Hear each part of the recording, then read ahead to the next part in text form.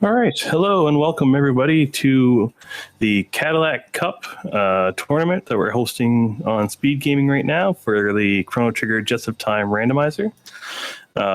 We are going to be watching Akuheish versus smercjd. They are our sixth and seventh seeded racers. We're in the lower bracket in a double elimination match. I'm just gonna release the runners to get off and ready. I am Azur Kale, joined by Kiyu Katsuki as a commentator and Zelfer in our tracking role tonight. How you doing, Azure? I'm doing great. I'm looking forward to seeing these two runners. They have a lot of respect for each other.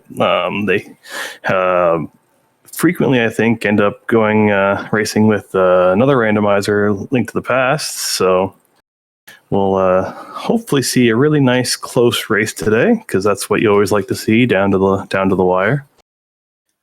In addition, since this is a top 8 match to the gear randomizer and the boss randomizer that we've been dealing with, we're also going to be having hard items come into play currently, and the removal of the free menu glitch. So it should be a very interesting seed. I do the thing I do every seed and wish for a weird crisis time item to be found, and in this seed, I think let's punish them. We'll make it the bow.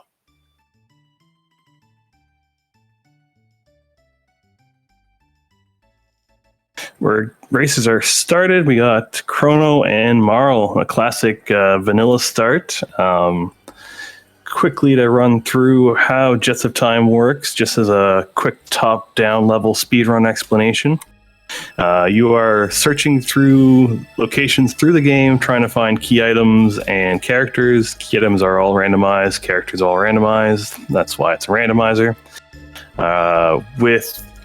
Also, we have added randomized items, item randomizer, I should say. So if you find yourself, let's say, a swallow, instead of it being a great sword with +2 speed, it could end up being a sword with stop on it. So look for those plus, minus, and question marks as they find their gear, and we'll definitely be hoping for some cool items there. But we see some divergence immediately as Aku goes down to the desert, taking the only fight that you need to delve into the deep part, while Smirk is grabbing some of the more key items and checking a bit of the shop. So Smirk is going to be checking most likely the snail shop, followed by the carpenter's wife, which are 2 key item locations where he can find certain things. And since we have hard items today, I believe it costs 1988 or something like that. Yes. Gate key for 9,900. There we go. Yeah, so the main thing is the item still costs the same, but you start with half the amount of cash that you would in a normal standard normal item seed. So the gate key is a really great first item. Marl, Chrono, Luca, and Frog all start off with only access to 3 techs, which means they do have to go visit Spec-U at the end of time to do the magic dance and unlock magic. With that, we have 3 possible go modes so that the players can finish the game. One of them involves finding both pieces of the Masamune, talking to Melchior, reforging the Masamune, and taking Frog to cut open the magic cave. You go through Magus Castle, and you go into Ocean Palace to fight Lavos. Your second go mode option involves finding the pendant, going through Chrono's prison sequence. Don't have to use Chrono for it, so you could send Marl to prison if you wanted to. Finding the Chrono Trigger and the clone, you'll fight your way up Death Peak and battle your way through Black Omen to fight Zeal 2 to finish your run. And the final go mode, which is what we have the most pieces for, involves the gate key, the Dreamstone, and the Ruby Knife. Fight your way through Tyranno Lair, Ocean Palace once again to fight Lavos. And we're seeing the first divergence, Smirk going and immediately stealing this chest here, which is always a good technique whenever you're going through this area, because you can steal that high yield treasure chest, go in and access the end of time to get his text first. I was considering this play when I saw this team immediately. Another option is to go and grab the third character, the Cathedral, probably grab the Bromide in the Cathedral as well, which can be turned in for one of each of types of tabs, and then go and get magic. But this way allows you to quickly get magic with 2 characters, and you could potentially go straight to Dactyl's Nest to get a third character instead, which would be at level 15 instead of your low-level characters at this point, which would be level 1 if you went and got the person in Cathedral. Yeah, akuheish also found that gate key, going to follow in Smirk's footsteps, almost 1-for-1 here. The other key item we found off the Lazy Carpenter check was the Robo's Ribbon, which is an accessory for Robo. Basically, will give him +2 speed, auto barrier, and Sunshades effect, which will increase his damage by 25%.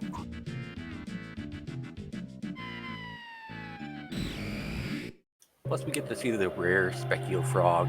That is done when I believe the first level character is below 10. But I'd have to consult Triton on all the breakpoints for Specchio. Mm-hmm. Marl learning Ice 2 next, so I think it was Ice 2. It might have been Life 2. I saw A2. Marl is somebody who you really want to learn Ice 2 early with, as it's one of her only huge synergizing techs that you can find. Haste 2. Oh, that's not Haste 2. Chat's trolling me. Well, as it commonly referred to me, if Marl has Ice 2, then we actually have Marl. Because without Ice 2, she loses a lot of value when it comes to as offensive tech. She only either has Ice, and then everything else is either reactive or utility. We have made a couple changes to techs in the randomizer. Just didn't quite have a spot amongst all the other characters. We basically dumped Marl's Cure spell. It doesn't have a place. Aura heals a lot for way less, and Cure 2 heals status effects. So we got rid of Cure and added a spell called Re-Raise to Marl. Re-Raise will add a green dream effect, which is the auto revive to whichever character she casts it on. And Smirk immediately going to the Laruda Ruins to get the rock here, which is a great play in this item randomizer, as the rocks can roll some ridiculous things like +2 speed, shield, a barrier. But today it's just the standard blue rock, so fans of Omega Flare, which would be the combination between Robo, Luca, and Magus, would be happy. Also, I know of a certain somebody is also very happy with this appearance. I haven't seen Corinth in chat yet, but we'll make sure to tell him.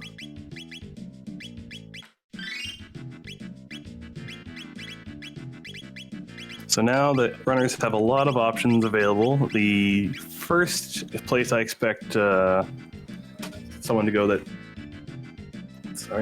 next will be checking Cathedral. In Cathedral, you do get a third character. Smirk opting for the somewhat risky climb of Dactyl Nest. You are severely underleveled, but you can run from all the encounters you run into here. So if you're quick, you can definitely pick up that level 15 character like Kia mentioned earlier. Yeah, it's a great way to do this. You can definitely do Dactyl Nest very easily. Nothing really should kill you.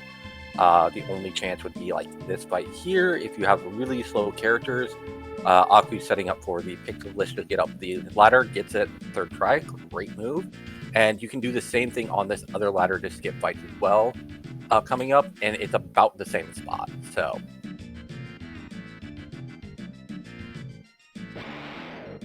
Missed it by 1 pixel. yes, this divergence here is going to say a lot at this point, because since we already have Marl, that means King's Trial is now already unlocked. So if we find the Prism Shard, we can turn that in because you are required to have Marl. The only other spot that is blocked right now is the desert currently by characters, and that is Robo. But today on Dactyl Nest, we get Best Grill Luca. Yeah, so akuheish running with Team 1000 right now. This is a really strong team, especially if Luca finds Fire 2 early. For similar reasons, Fire 2 is one of her best techs for party dynamics. Flare is obviously her strongest tech, but Fire 2 is the one that combines with Chrono here. But Flare and Ice 2 from Marl would give us hit Brain Frog. And a post 3. Yeah. There we go. Yes, Ice 2 being Marl's pretty much synergistic tech, resulting in things like Cube Toss with Ayla, Ice Sword 2 with Chrono, and Glacier with Frog. You also pretty much use it in almost all of her triple techs that do offensive stuff. So Dark Eternal uses that, and Delta Force uses that as well. So, but yes, the Fire 2 is probably the most synergistic tech in the game, if I remember correctly. Blaze Kick with Ayla. You have the Antipode 2, which is, albeit slow, does a lot of damage. It's used for Fire Whirl with Ayla, which allows you to bypass certain magical defenses for anybody who does not absorb fire or is immune to it. And it also is used for Fire Sword 2 with Chrono and Fire Tackle with Robo.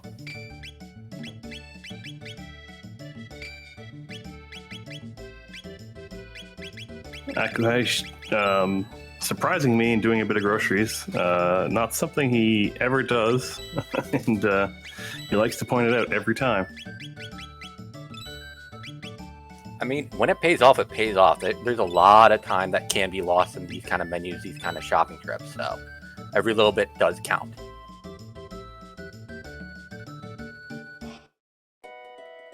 As we're going to see who's the third character in the Cathedral. So Smirk, instead of getting Luca on Dactyl Nest, will now be receiving our favorite Robo. Oh, I love Robo, and you have the ribbon too, so you have pretty cure Robo. Oh, I am a happy, happy boy. Akuheish hiding into Heckran's cave. With that Fire 2, going to be making quick work of all the encounters in here. Having unlocked magic, these techs are going to be able to learn his techs, so you can get a lot of points in here. The fights in here do a lot, between 20 to 30 tech points from pretty much every single fight in here. Coming this early, you're going to see duplicate techs being seen, which is basically if you exceed the amount of value for the first tech, it counts towards your next tech as well. So, and you can definitely rack up some quick skills at this point, getting magic this early. Definitely has a bit of a risk here going in with Chrono and Marl being level 1, but hasn't burned him yet.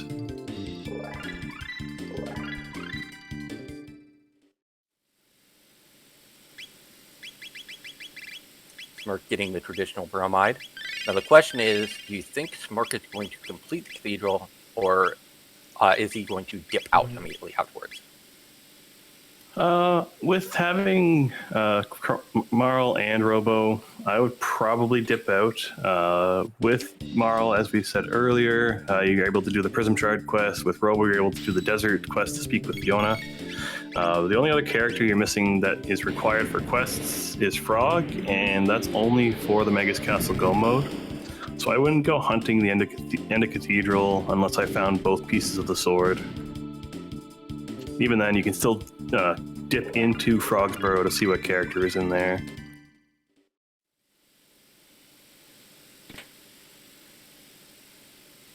Yeah, and there we see he's exiting.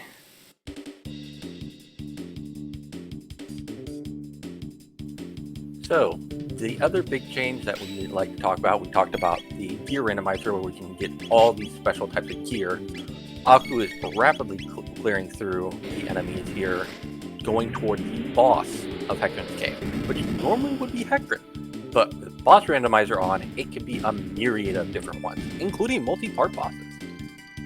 Yeah, so, you could run into yourself a Terra Mutant at the end of this dungeon. Or a Dalton Plus.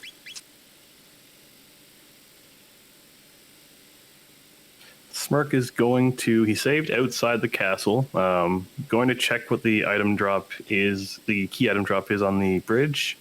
Sees it's a Dreamstone. Where you have the gate key, Dreamstone, all you're missing is Ruby Knife. I would definitely not reset out of it. Interesting. Yeah, the Ruby Knife is definitely one of those. It gives you that second piece of your go mode, and it will give you levels. You're going to be fighting a weaker boss potentially at the end of the bridge. It's a fairly quick check. You can find some good stuff off the Gauzy fight as akuheish finds the hardest boss in the game currently. Oh my goodness, he found Golem boss? Oh no. He's lucky he has Antipode 2 here. I'm not sure how he'd get through this location without it. And for those who are newer in chat, I'm just trolling. I am only trolling. Golem boss is a completely free fight.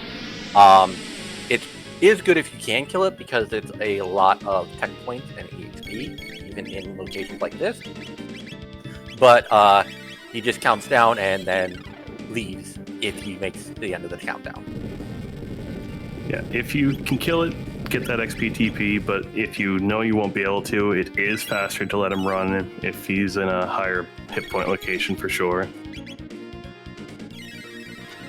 But the runners do have the advantage of one of the other flags we have on right now is HP boss spot HP. So every boss and every location has a predictable amount of HP, and akuheish is through the Hecarim cave. He'll go out and talk to Tabin, and we'll see what that key item is there. It will be crazy if it's the Ruby Knife. Yeah, I love to see an early golem, especially in the seed where you have very low money. Really allows you to do a lot with that particular spot. Little XP boost, little tech point boost. And we're going to get the clone. So one of the parts of the future go mode toward Black Omen and Queen Zeal. Sometimes you get lucky on Zen and Bridge. You get really good drops off the Aussie skeleton fights. They're dropping barriers, which isn't crazy strong. It's very useful if you run against something magic damage is your problem, but they also sell for 1,000 each, so it might not be bad to sell them if you need a little bit of extra money. Yeah, we get to see one of my favorite techniques, Super Volt, which is a combination between Robo's Shock and, Chrono's Luminaire and Robo's Shock, and with that lovely, lovely ribbon, it's going to be doing extra damage. Now, with Yakri here, he's just going to have slightly more HP, he's going to do a little bit more damage than he would in Cathedral, but not that much of a change here. It's worth mentioning, Super Volt we did change. In Vanilla, it's Lightning 2 and Shock, but we wanted to increase its damage a little bit, so we changed out Lightning 2 for Luminaire.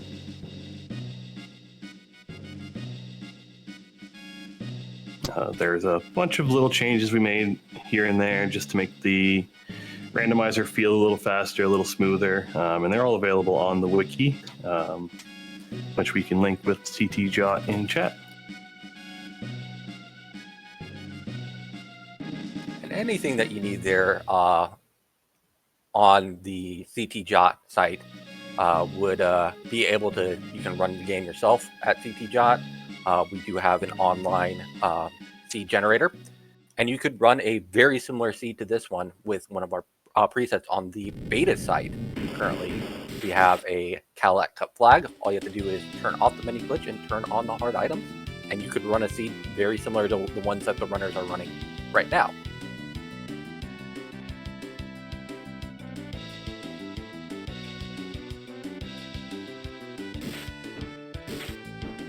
See akuheish joining Smirk on the bridge.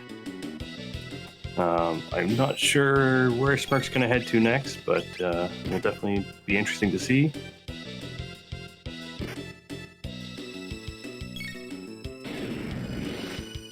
Just the other thing with this early Robo is I don't think we got a decent fit for him yet, and that's kind of the big thing with him.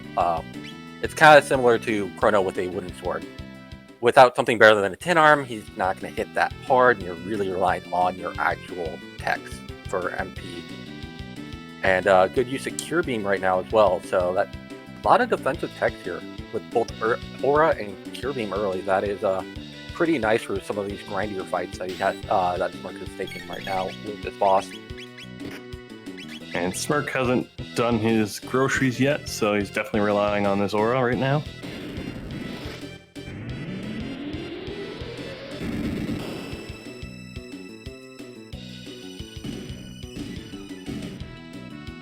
Yeah, I think there was only the one Super Volt that went out this time, and that did about 700 damage, so Yep. he's just chipping away with just counterattacks after counterattacks. I think we're up to about 1,400 done currently. I think that was the 7th hit there. That was a nice attack there. Getting another lucky crit. And we're through it. Normally here you'd see the flash to indicate the boss is done, but to benefit our photosensitive friends, we've programmed out flashes with one of the flags. We just like to be friendly to the streams because some people don't like seeing flashes.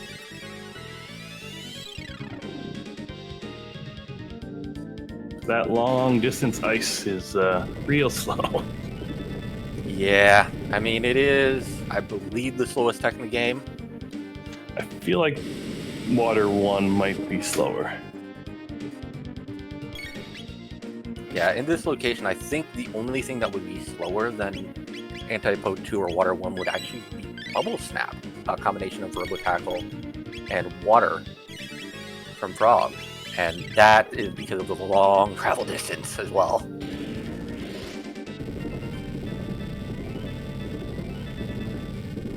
Yeah, Smirk trading his bromide for some power, speed, and magic tab.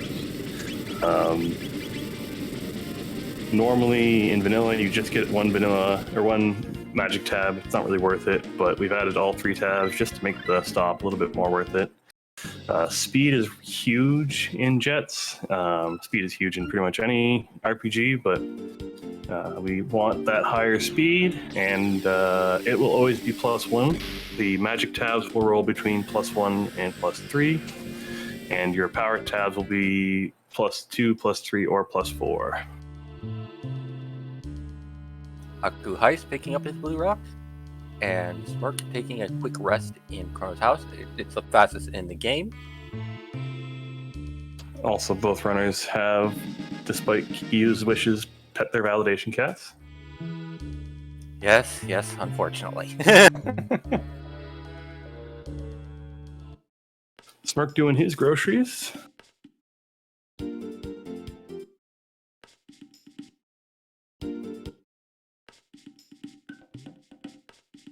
Now, Smirk didn't do the dive down into the desert, doesn't have that Hurricane Plus to sell, but still has a little bit to play with.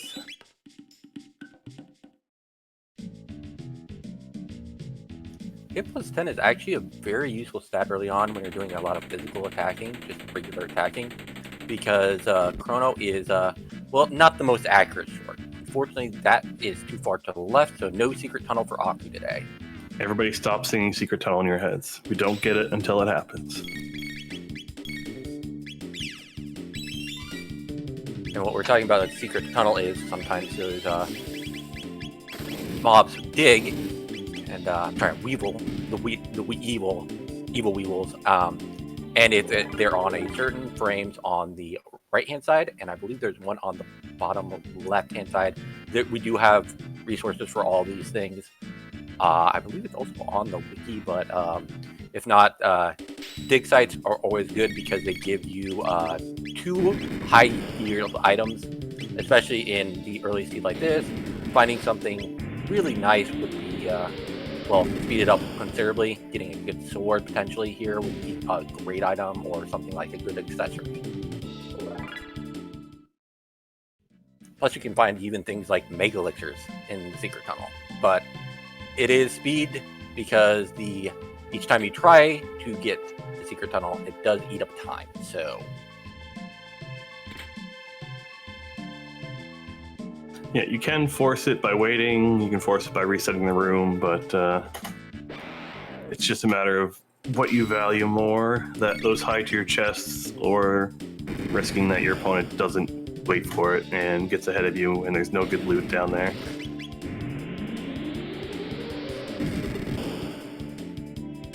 Smirk heading into Heckran's cave, gonna get himself a clone out of it, but we'll also get all of that XP and tech points that he missed out on. And we're about to see the boss of Reptile Lair. Again, this can be anything here. Traditionally, it's Nizbal 1, but with Boss Randomizer, we'll soon see what is the boss of this place while Smirk runs through Heckran's.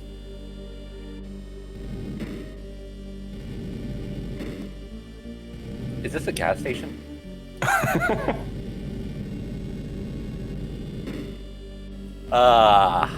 And we get a Lavos spawn. Let's see if it's Elder or normal. Looks like Elder Lavos spawn. Definitely not what you're hoping for here. Elder Lavos spawn has a lot of attacks, and we don't have a whole lot of single target damage right now. If you hit that shell, it'll still do his counterattack, and it'll take you out. Getting some more AoE damage in here because, again, Lavos spell loves to attack with AoE. That is one of the major weaknesses of this group right here, is Morrow being weak and out of the healer actually doesn't have an AoE heal in a single tech. All of our AoE heals are built into dual tech with other characters. And akuheish is stuck with Fire Sword 1, and with Chrono still only having a wood sword, that does not do a lot of damage. Luckily, had the black mail or black vest on Luca.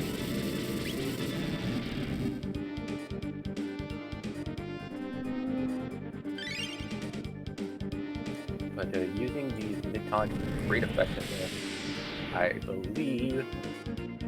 Yep. 10 days dead. So he's probably done the math, knows how much HP this Lavos spawn has here, is hoping to make it through, so we'll definitely see. Yeah, this onslaught of waters, of shell spinning, and also the destruction zone just hitting you over and over and over with damage. You kind of have to keep pace and keep up.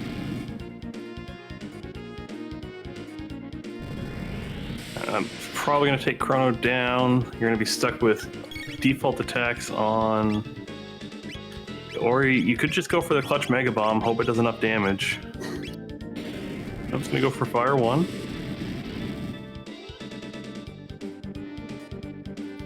Well, the good news is each time that you get the destruction zone, that's free healing, and that is massively important right now.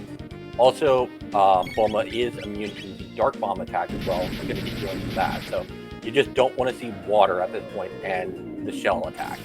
Yeah, you're hoping this doesn't get followed up with a Water's Rise.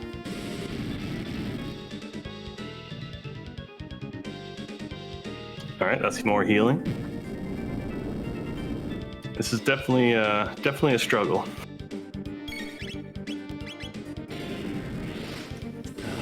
Getting these 300 damage, 200 damage shots, you're just counting up that damage. You're like, okay, we've had 3,000 almost from the fire swords and a couple of my attacks.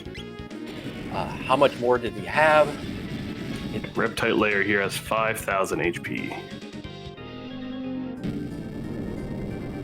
And you just start counting down, instinctually feeling, knowing it, doing those calculations in your head. But luckily getting more of these dark attacks and almost fully healed pretty much at this point. So, but almost out of MP, has enough for one more fire 2 before needing more ethers. Fire, one more fire.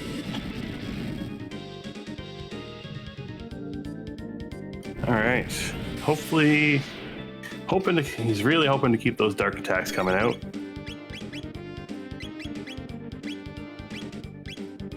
get to see what our ethers roll. They can roll anywhere from nothing, well, not nothing, but feels like nothing, to a little over around 15. Plus 12, that's enough for 3 fire ones. That is clean. But how long will these dark attacks keep rolling? That's the question. We have a 50-50 shot pretty much every time between a actual damage to Bulma and getting that heal off. Smirk is climbing Denadora Mountain, so if we find the ruby knife there, that's a huge lead.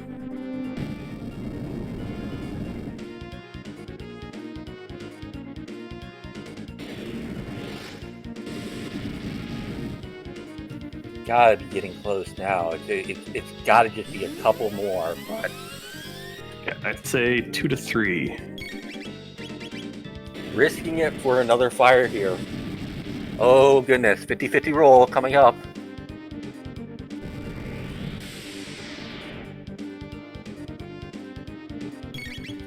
That clutch dark mail proving to be the MVP right now. Yeah, there was no way to predict that. It was purely luck, which luck and a touch of skill. Putting it on your highest damaging character. And we're through the fight.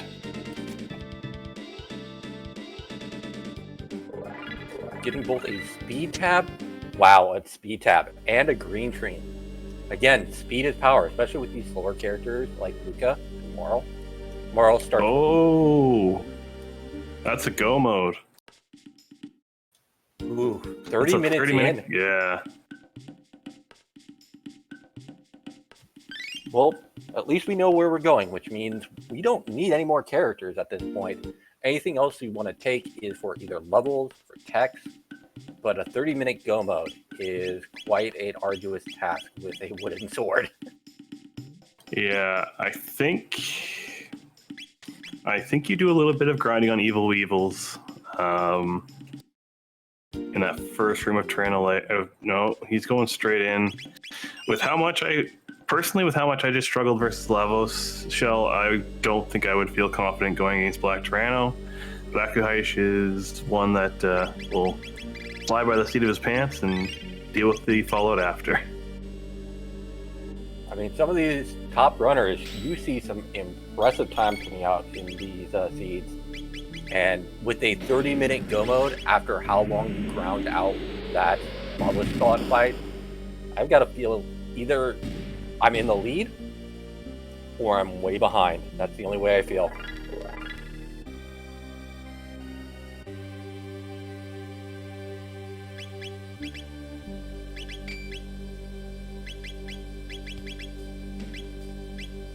We're climbing the Denadora Mountain, and which is a location of another key item. In addition, there is a rock here that can be found. Unfortunately, did not beat the jerk bird up the ladder, so had to take the 2 fights here. Yeah, Smirk opting to open the chests on the way up, and with hard items, definitely want as many items you get your hands on.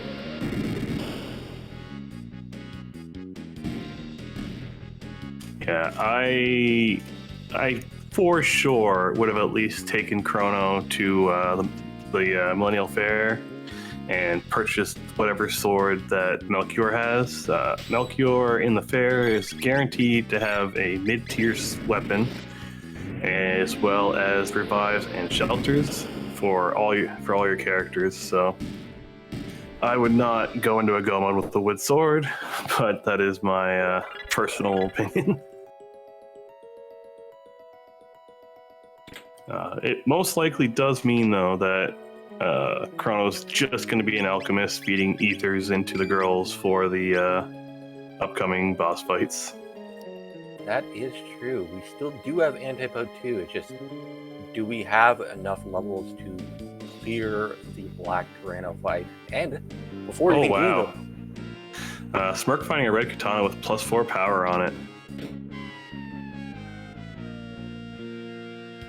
Not bad at all. Again, one of those question mark items that just roll differently. Part of our gear randomizer. We also Tab and Helm, which can only be used by Luca. Silver Stud. All right, not the end. Not the. That's some good items. He was definitely hoping for a sword there.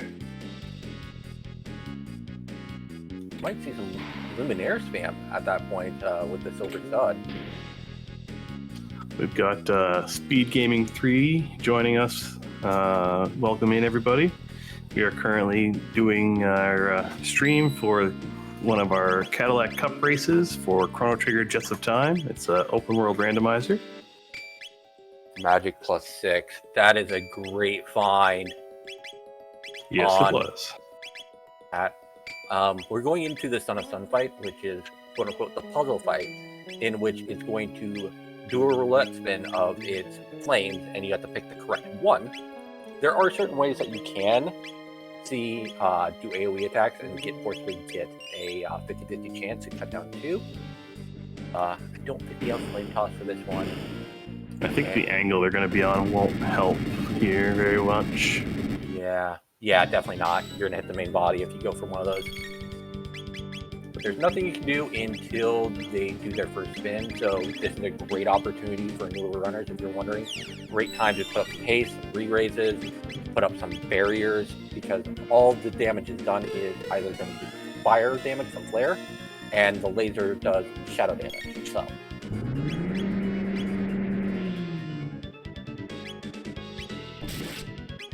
All right, are we lucky? We are not lucky.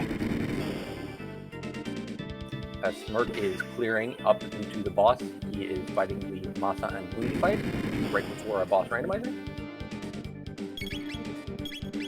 Yeah, there are a handful of boss fights that are still not... Ooh, that flare. Sorry. There are a handful of boss fights that are not randomized at all. The individual Masamune fight, you'll always have to fight.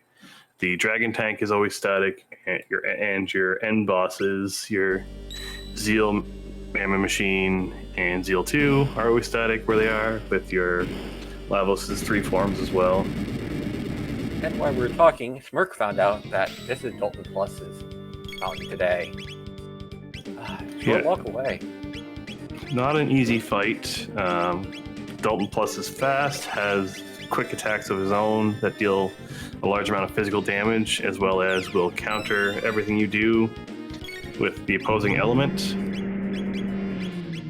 The one exception to that is because of how the game was programmed. When you get to Dalton Plus in vanilla, there's not actually a way for you to do lightning damage, so if you did lightning to him, he will counter with a physical attack. Which would be a great use of the Super Volt that we found earlier. So,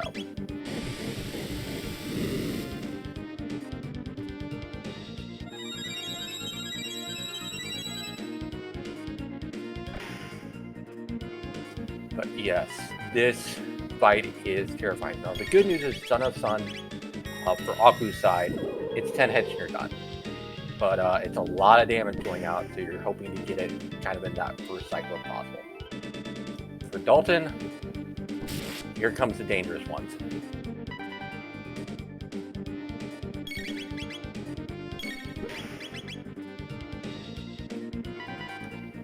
believe we are on 6 or 7 here.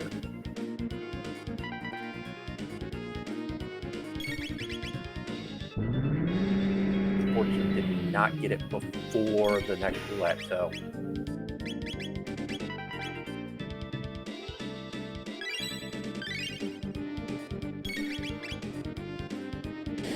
I think we're going to see potentially another solo Luca run here.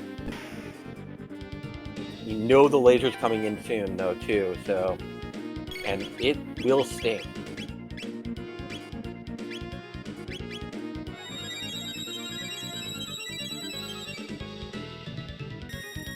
Again, fireballs from Dalton, not fun either.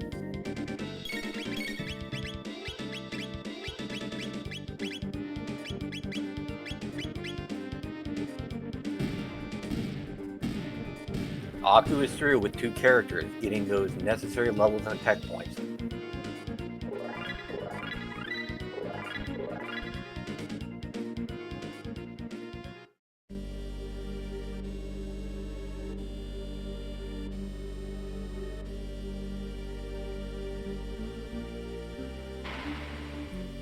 using Ice 2. It's going to counter with fire every time you use an Ice 2. I think we're about to lose Chrono here.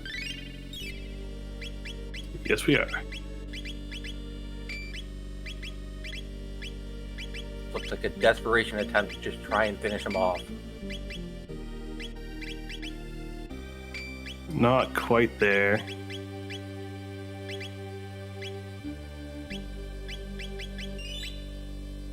And this should take out Marl.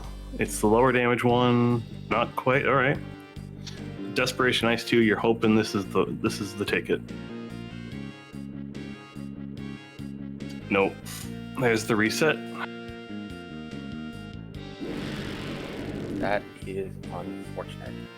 Dalton Plus taking another wipe for runners. Smirk doing the smart thing, keeping 2 saves available. Says nopes out, goes to desert.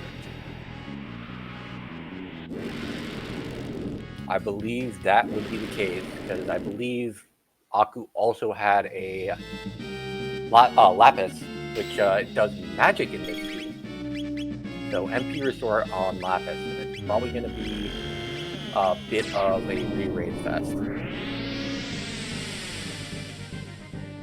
Smirk using Ice 2 to take one shot. The desert fights down here. The desert are worth a fair amount of XP.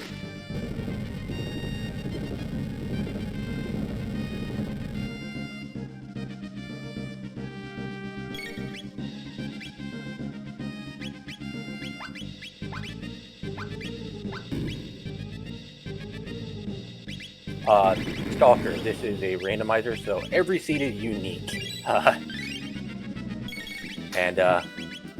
But yeah, to answer it vaguely, the top runners can do about 120 to 130. That's with good RNG, good key items, good tech rolls, like.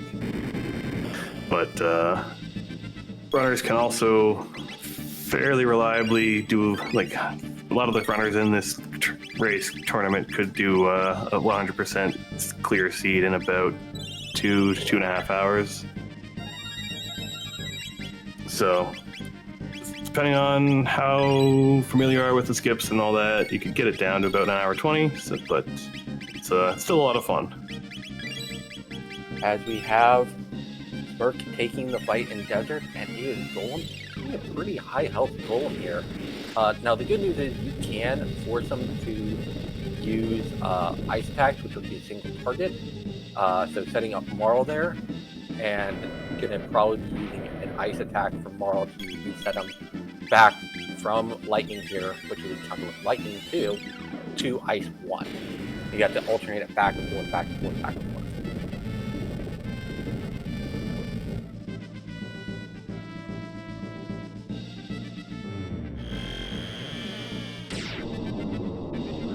Uh, 30-minute go mode is really quick. You can definitely. I have seen and played seeds where you get a 5-minute go mode. It's not the go mode you want, but it is a 5-minute go mode.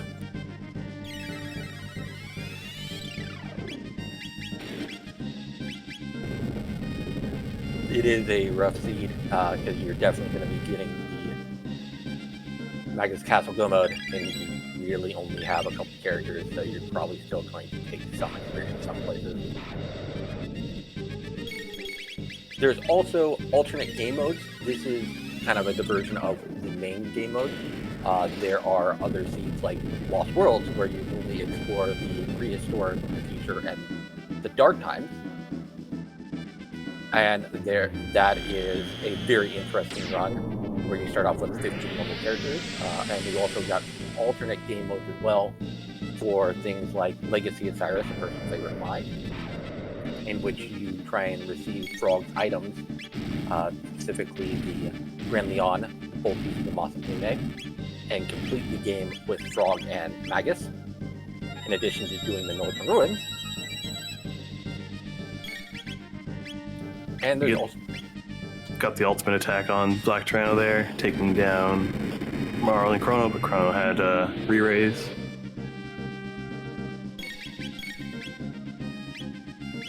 You can keep going with your go modes there.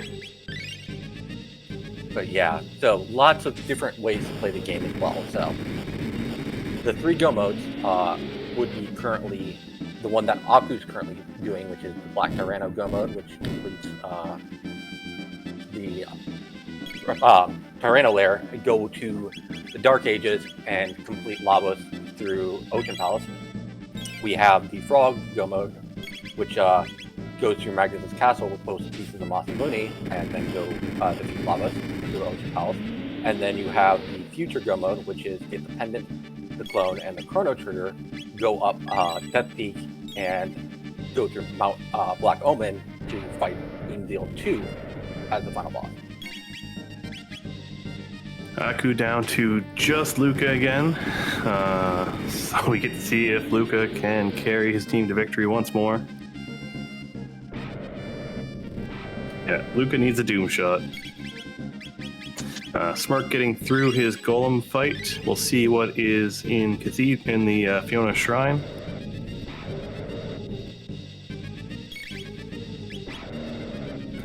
I'm suspecting Pendant. Alpha Door, there is a separate go mode in a different flag set where you can have a fragment hunt in which you can go through the bucket, but that particular flag is not turned on for the sea.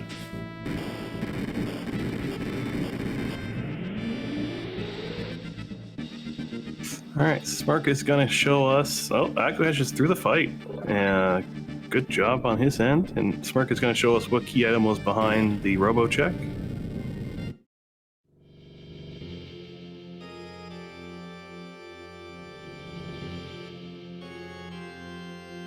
Oh man, the hero medal.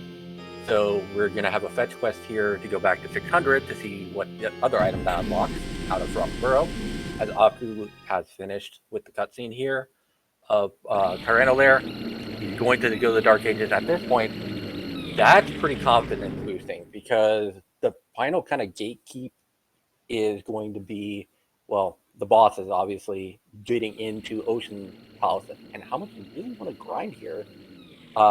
Does he still have the wooden sword? No, he has I think he bought an item off of Melchior earlier for his sword.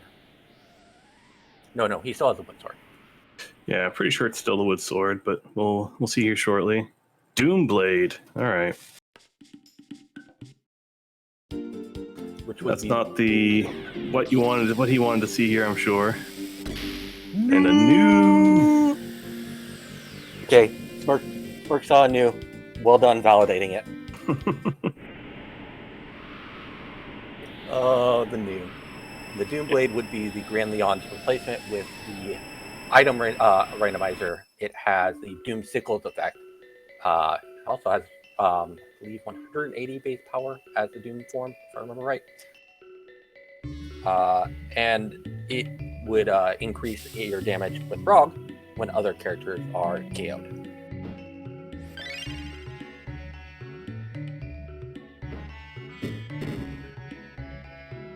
Aku using his book learning skills to find one more rock. And we get a White Rock Plus, so we can equip that. Let's see if it's any good.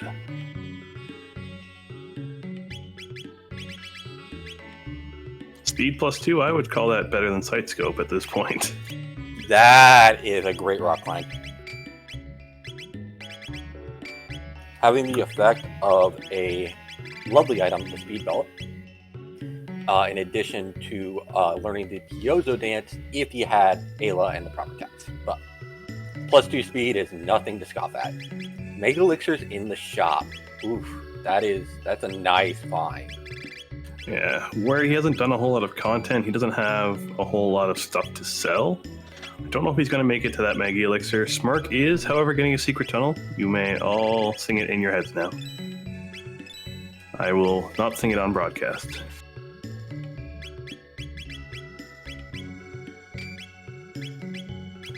So we'll see what akuheish might have missed out on here. The other thing that we have to look forward to is the fact that we're going to run into Lavos 1 and Lavos 2 with obstacle, and not a whole lot of status protect on Aku's party. And I missed what the secret tunnel item was. Unfortunately, it was just a common arrow for the first one. But we do get 2 chests for every secret tunnel, sometimes 3 if you're lucky.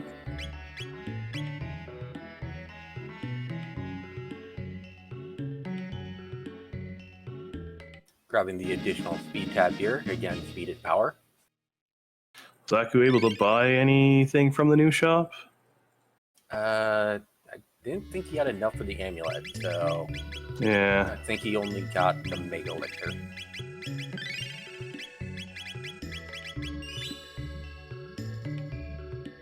Fortunately, Secret Tunnel was, well, disappointing. Yep. With only a lapis and a common arrow, that's just like, it's nice, but not kind of what you're hoping for. Flare coming up on Luca with the gold stud. If Aku can get past whatever boss is in the palace's throne room, he'll be able to get down to what we call the grind fight in Ocean Palace and get all the tech points and levels he's going to need.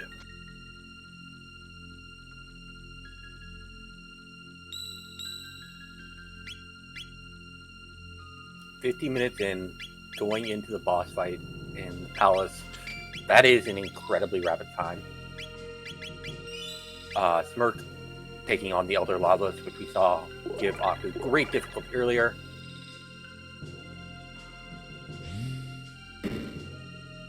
And inside of the throne room today, we have a mutant. Yeah. Giga? No, it's Terra. Okay. I always script the color scheme.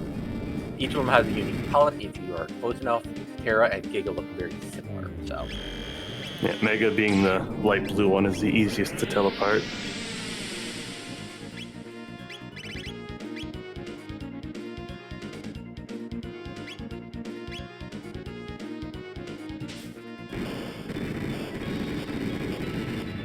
But with Mega Bomb, Luminaire, Ice 2, at least you have some decent stuff here for taking this out, but depending on how much it really wants to strike you back. Yeah, and the mutant top here will have 6,000 HP. No, Terra mutant? 4,000. Yes. The good news is this should really only take about 4 turns on our page for damage. So.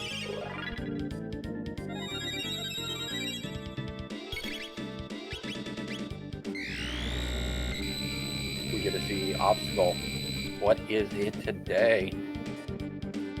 Oh goodness. Oh no. That's a bad sign. Chaos? Chaos isn't the worst obstacle, but this low level is not what you want to see. Probably gonna get a reset here. Well, he does have enough for Luminaire thanks to the Silver Stud. Just with the healing, I don't think Aku has the damage. Yeah, not with just Luminaire.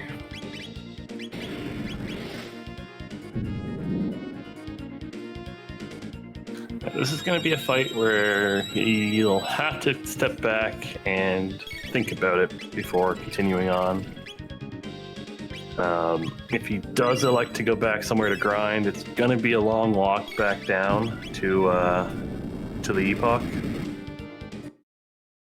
There's the reset. I mean, another option here is just to go haste and just go for it. With, Luca doing almost 850 damage on an attack, we've got about 4k to do.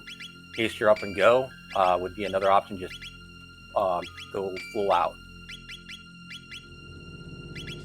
But switching to the rock for extra speed, that looks like the case. Where Smirk is relying heavily on good old Robo Tackle for his fight against Lavos Spawn, doing about 450 a spot, and that's really good damage from a low-level Probo. And able to use Chrono and Marl for that Aura Whirl, AoE Aura Heal.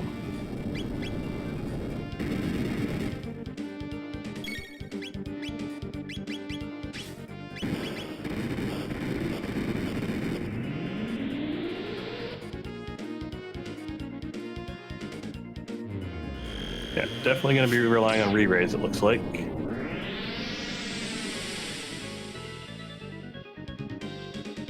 Unfortunately, in this seed, Marl for Smirk knows Ice 2, and that's not Ice Tackle. It's the weird, different one that you need to know, which is Ice Tackle is Ice 1 and Robo Tackle for the dual tech with Marl.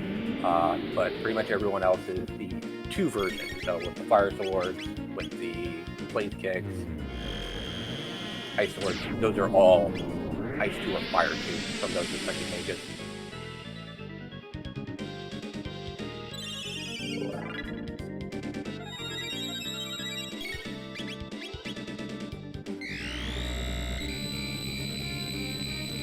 Merc hits go mode at 54 minutes in, and immediately going into the Tyranno lair himself. So, luckily here, we've only got the 1 confusion now on Aku's side after that attack.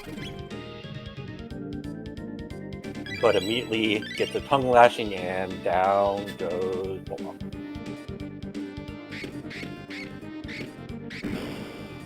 Meanwhile, Smirk is making his way through Tyranno, slightly higher level, I believe. Overall, at least should be by the time they get to the same spot Aku's at.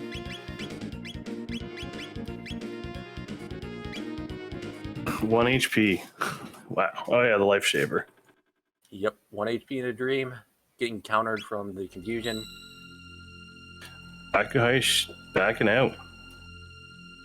This is a major help for Smirk right now. The thing that you could also do here is there is a nice fight you can take in Hasa. Scratching the news back for fun, I guess.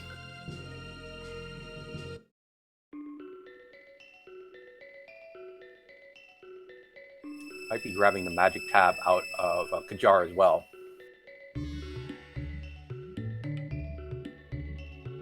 Which gives a magic tab. So.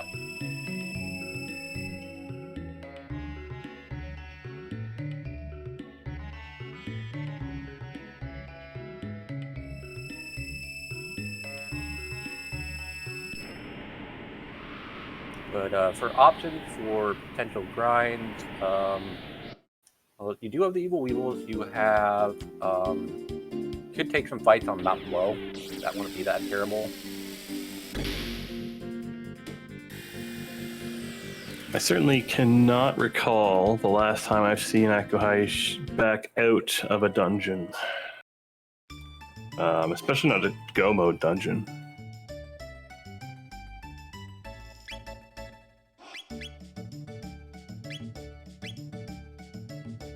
Finally upgrading Chrono's weapon.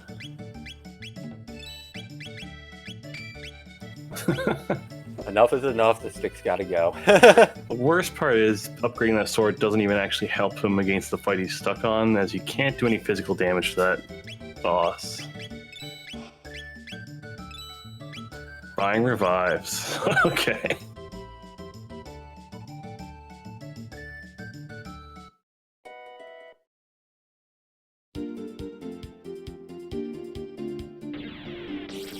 If I had to guess, at this point, gonna do all the desert fights with Ice 2.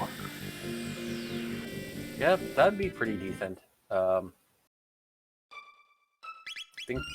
can't remember if that is more than the ones from the Evil Weevil. I know they're roughly around the same, if I remember correctly.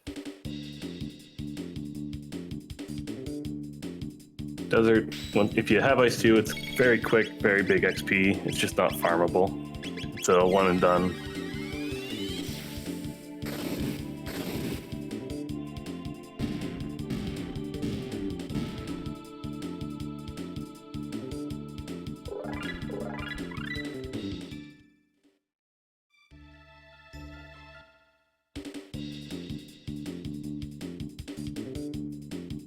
Smirk about to run into his own son of sun. That blinking is creepy. He's just smiling at you.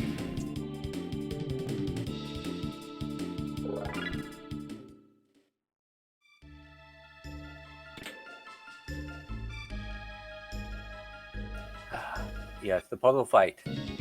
10 hits. Aku also taking the golem boss at this point. So, at this point, both the runners have done the same checks. Aku kind of doing it for EXP, where Smirk did it earlier. Mark's gonna test the slash theory here. You can... Oh no. He's gonna get the flare counter. Could got the left one, but yeah, that flare is still very spicy.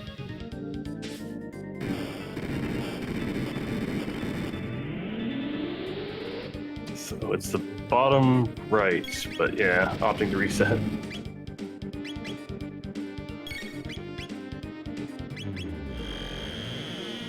Now, one of the devs, PseudoArc, has made a video about how you can set the RNG for the Son of Sun fight, and this is probably the best location that you could ever get for it.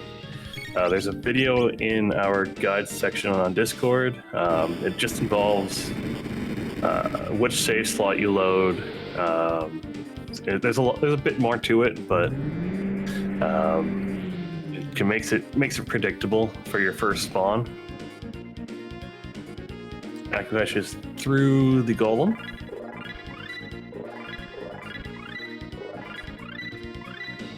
There's Flare 2, or Flare and Antipode 3, I should say. So that's definitely gonna be huge when he goes back to fight Terra Mutant, I'm assuming immediately.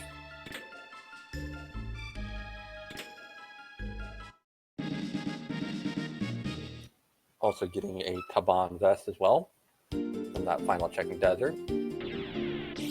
Unfortunately, I believe that was a Taban vest minus, which means it's kind of losing one of its best stats, which would be speed in this case.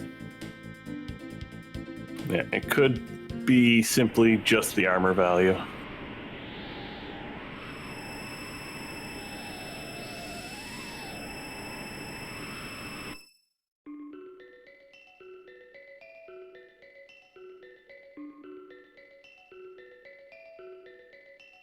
All right, we are headed back in. Aku not believing themselves that they're showing us something new here. Scratching the news back to the extra magic tab. Nice. This is not something we often see, ever see. Nobody tends to go back down from the top palace. And to get that specific one, you physically need to go to the back scratching news in the palace and then come back to Jar. So with these way gates, it takes a little bit of time.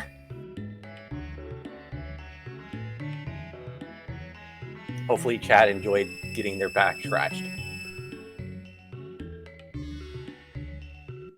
All my hours of playing Chrono Trigger, both vanilla and jets, I don't think I ever knew about that. Zayn, welcome to the chat. This is a boss randomizer version of Chrono Trigger Jet the Time, so that means the bosses can be anywhere.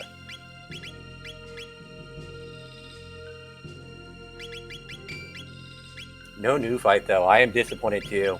Smirk is through his Son of Sun fight.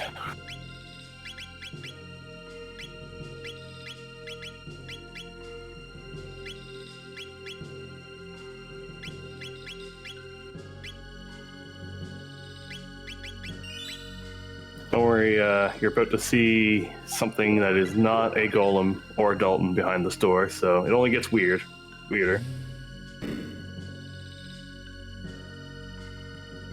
Where are they feeding this? But at least it was a regal mutant.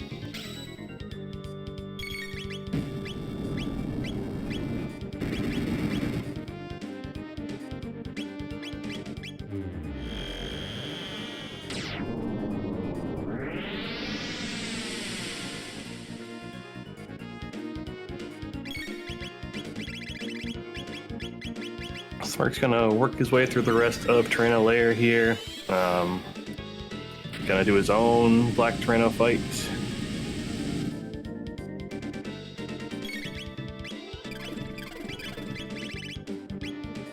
Yeah, that Anipode 3 is making much better work of this fight.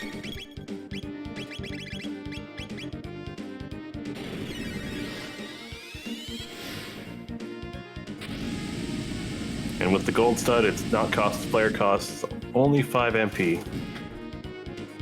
Much faster fight on that one. Right tech for the right situation, and with that, Aku is on the way to Ocean Palace.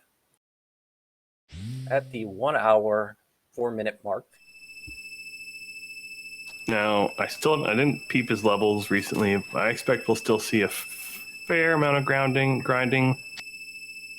but not nearly as long as we were going to see if he got through before going back to Desert. So in that glimpse, I saw 20. Level 20, yeah. Once again, you know, Luca taking all the fights and clutching it out. And I believe that was the 2 times already for Aku, so... She also started at 15 to when they went straight into Heckran with a level 1, level 15, so...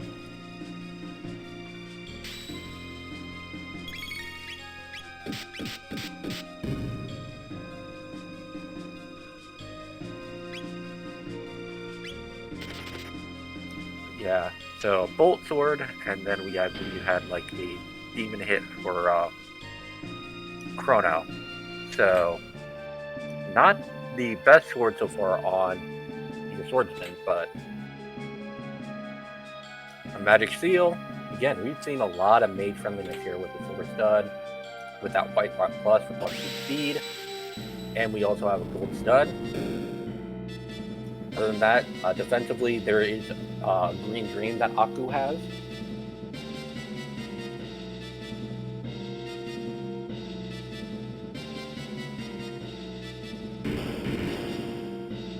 Alright, this is what we call the grind fight in Ocean Palace. It is the easiest fight to reset for the most XP and tech points.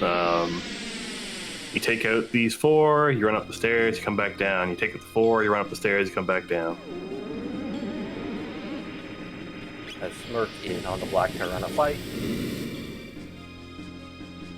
Getting some haste off. Making sure the team is full speed, using Super Volt to great effectiveness. Starting to shock actually there.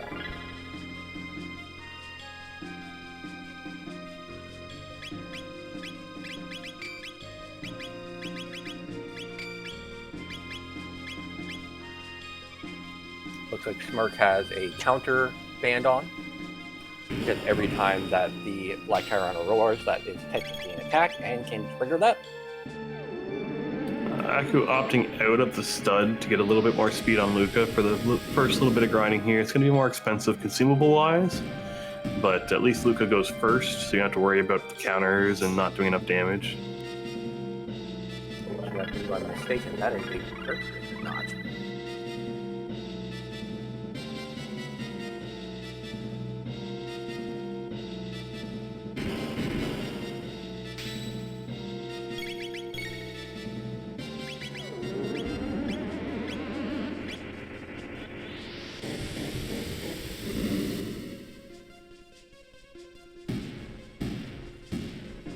Hey, level up. I can give you a quick speed run of how Jets of Time works. Jets of Time is an open world randomizer for Chrono Trigger. This particular race tonight is part of the Cadillac Cup, where we have item randomizer, boss randomizer, and just general randomizer things on. The run itself, your key items are in locations throughout the game. Your characters are randomized. You start with 2 characters, as well as can find the other 5 throughout. There are 3 options for go mode.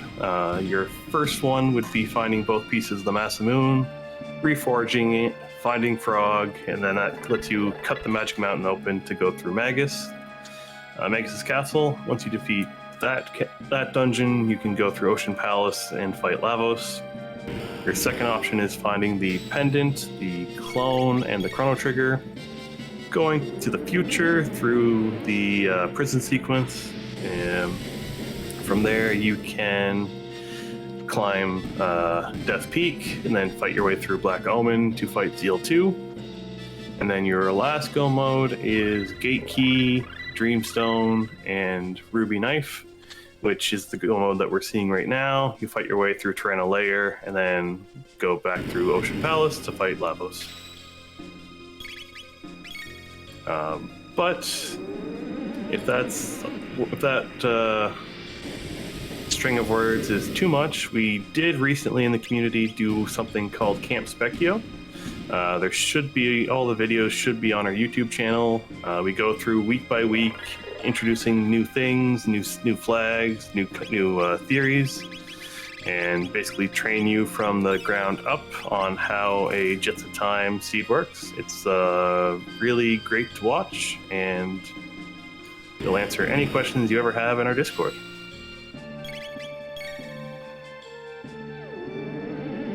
Which can be found at the Discord information can be found at utjot.com.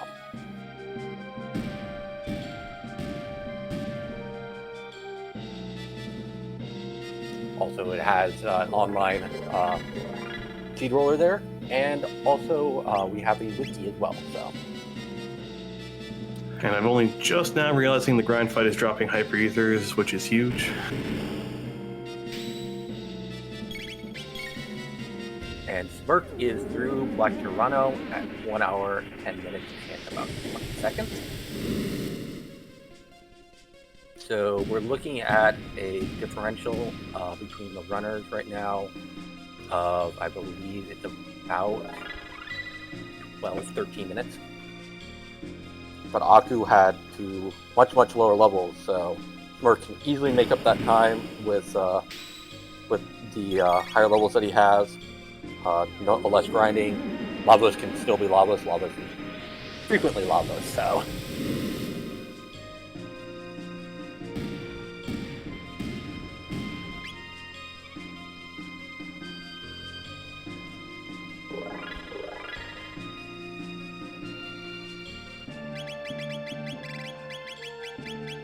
This is a race for Cadillac Cup.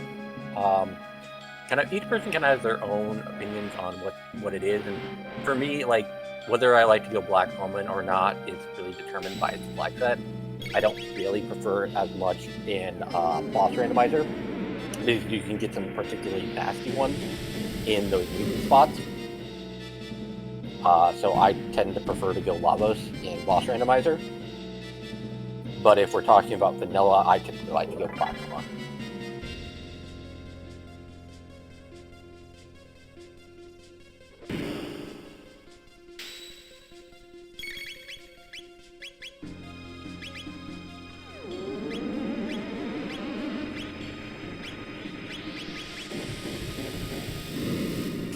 Akuheish, happy with his levels, is working his way down.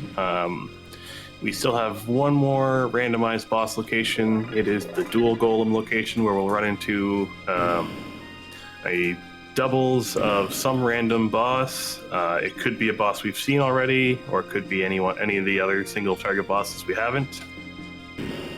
And then after that, the Lavos fights themselves are all the same as they always have been. You fight the Shell, and then Lavos 2, Lavos 3. Now, there are some changes to Lavos 1 from the beginning of the vanilla game. You jump straight to the second phase of Lavos 1, so you don't have to fight your way through history.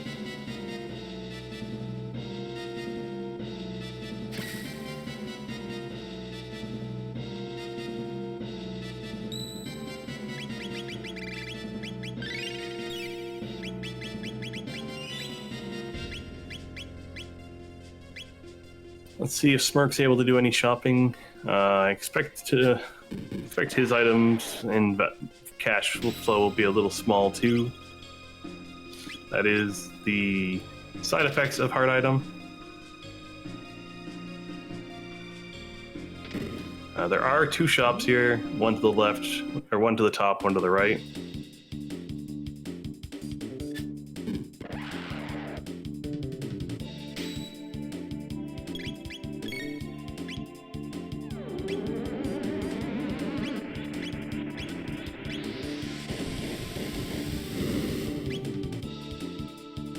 Now we're also going to see a bit of a slower elevator for both our runners today.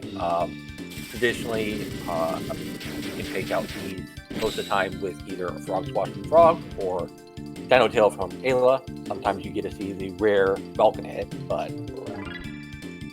that's typically the preferred methods for playing it. Unfortunately, with this particular comp, you're not going to see those big AoE clears. You're going to see some lower damage things, maybe some individually clearing good thing luminaries here to pick up this fight relatively easily if you just time your cast correctly. Smirk might have a slightly easier time with some good robo placement. You might be able to hit a couple of them with Max Cyclone. But I don't know how well the placement for Max Cyclone works on the elevator.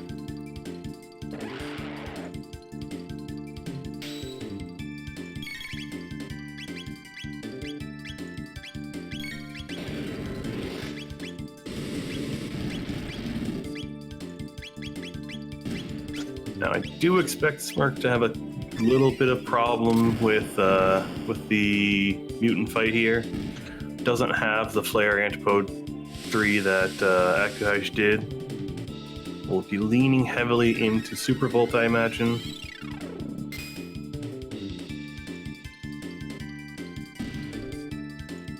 Super Volt with Robo's Ribbon would actually be doing some very decent damage here. Oh, opting to do the 3 techs separately.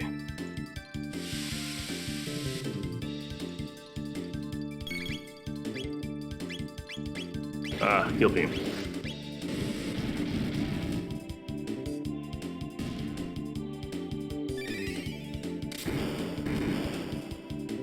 Yeah, 1 hour, 15 minutes in, after you get a 30-minute go mode, wiping my brow as a runner, knowing how quick this go mode came, how aggressive some of the runners run.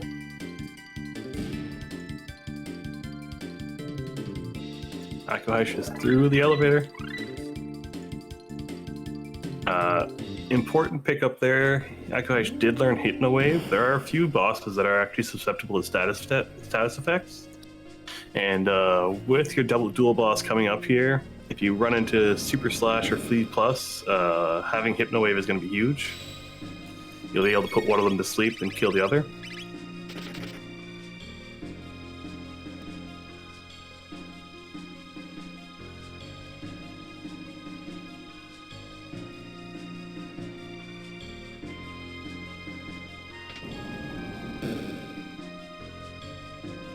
Getting one of the scout skips, 50% ain't bad. It's a very tight skip.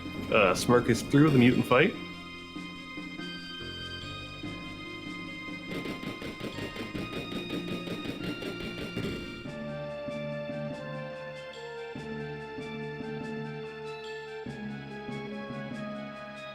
Aku is rapidly approaching that dual boss with another gold stud in that chest. Again, just low on weapons today.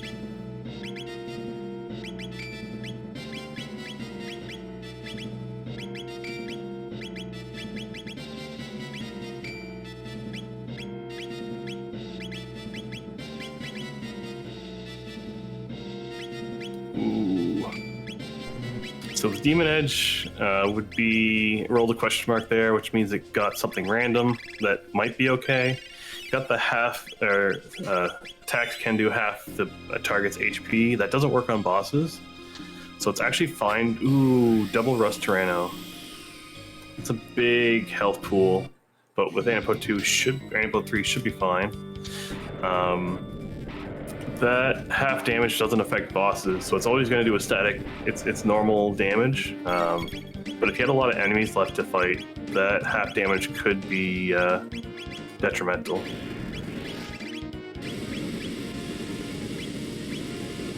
Setting up more re-raises. Standard strategy it seems right now for Aku. especially since he's probably going to be taking at least one ultimate attack from the Rice Torontos. Yeah, so Rust Tyranno here has 12,250 HP per head.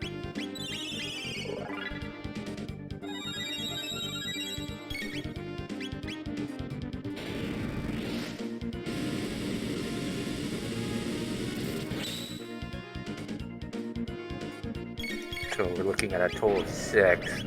I don't know if he has the speed right now to get it done. Switching to anti-post 3 strats.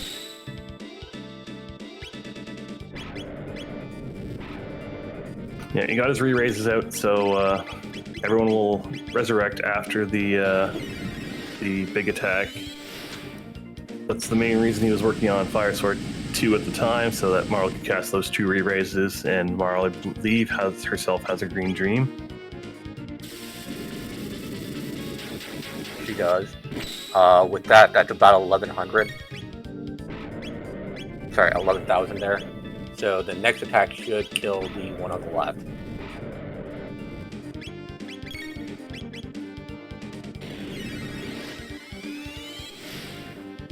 Currently, Smirk is going through the grind himself.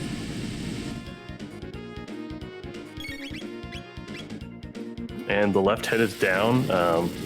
Just because of how the graphics work here, the left boss never actually goes away, but it is dead.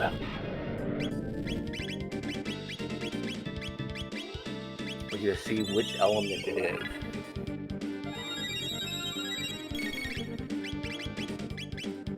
Yeah, there is no status protection on either parties, and Aku did go by like 10 revives.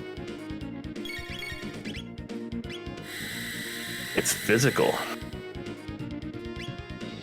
He hasn't found a whole lot of armor, but it looks like it's fine.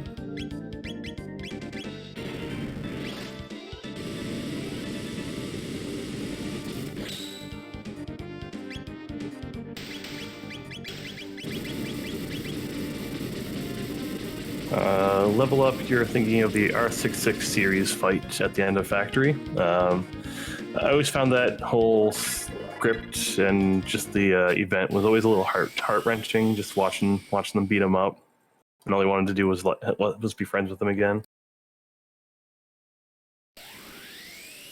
Well, my favorite boss fight is going to be Gato. Because you get 15 silver points, right? You should just have beat him up and get 15 silver points. But yeah, I'm a big fan of the Golden Boss. I like free bosses.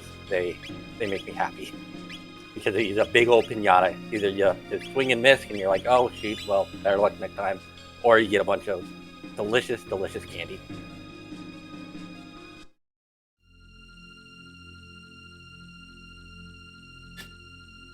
So we're going into Lavos 1 here on akuheish's side. We know that obstacle is chaos. Or at least should be chaos. Not the end of the world. He follows up obstacle pretty quickly with an AoE attack. As long as akuheish survives it, he'll be able to recover up pretty quick with Aura Whirl and some more flares.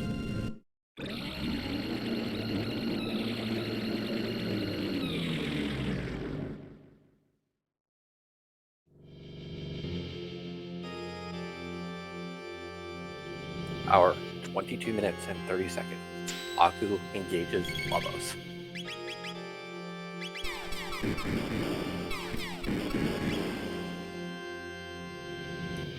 So, we're going to see some immediate offense from Aku. He does have higher levels, so he has a chance to resist the chaos effect here. With that, a little bit of luck, he could just kind of blow through it. Here's our obstacle. It's gonna lose if Chrono gets hit by it. Lose a turn on Chrono. Chrono doesn't get hit by it. Does he have any heals? Nope. Doesn't look like it.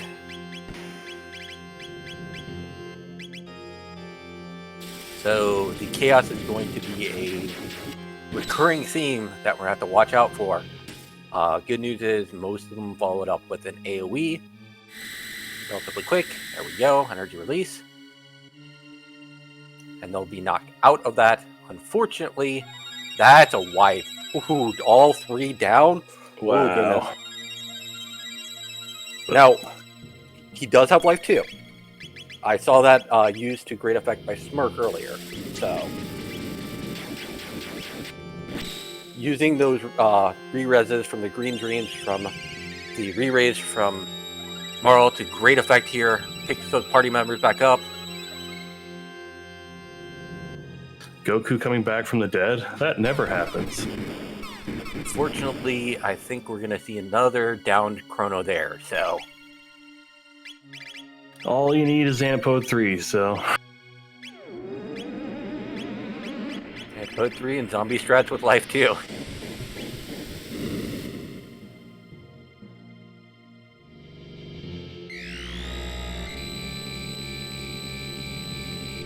Another obstacle. Very likely 2 more lost turns.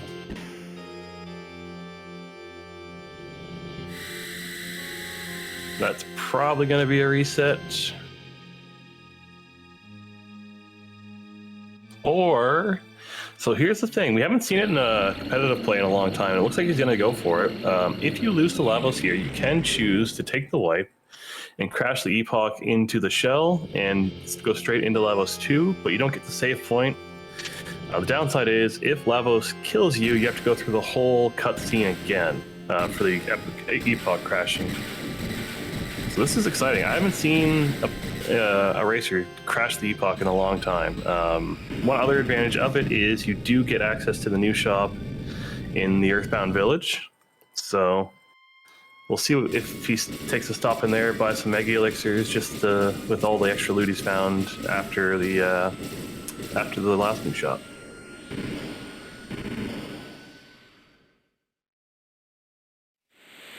Smirk has moved on from his grinding. So this is still anyone's race. If Aku takes a wipe to Lavos 3, he's going to be set back so far.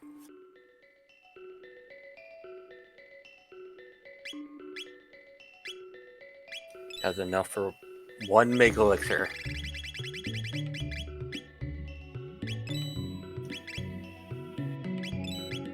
Selling some items, just short of the amulet.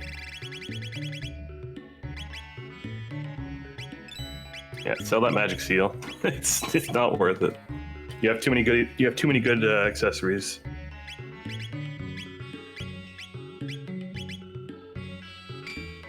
Makes perfect sense. Put it on Marl. Marl's techs typically cost less when you're a user. The main exception, I believe, is it. I can check that really quick. But I'm pretty sure it's 15 for re-raise. Yes, it is. And 15 for life 2 are her most expensive techs, but she's got probably more than enough MP at this point to get through a couple of those. With 70, yeah.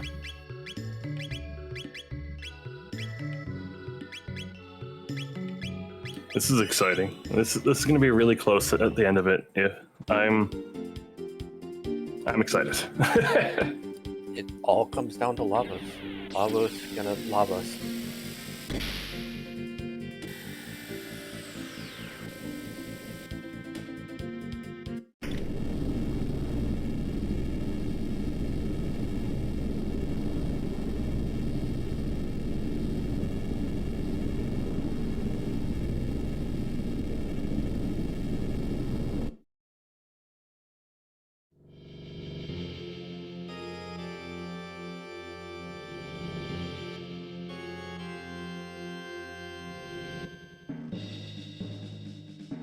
Smirk working his way down the elevator. Like we mentioned earlier, going to have similar issues that Aku did. No real huge screen clearing physical attack.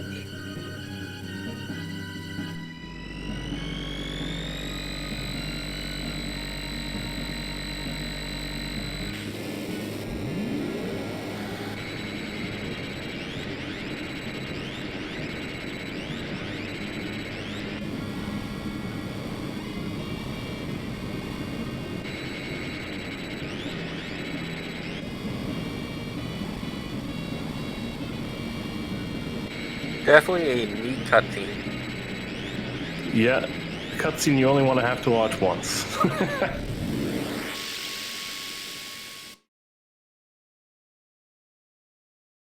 Well, unfortunately, in this run,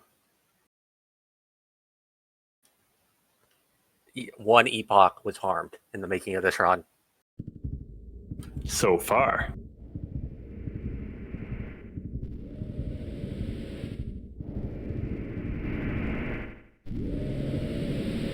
All right. The first set of ATBs here from Lavos is going to decide how much trouble Aku is in.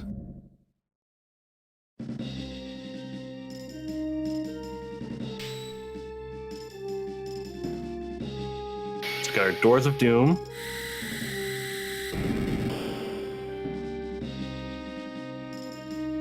Okay.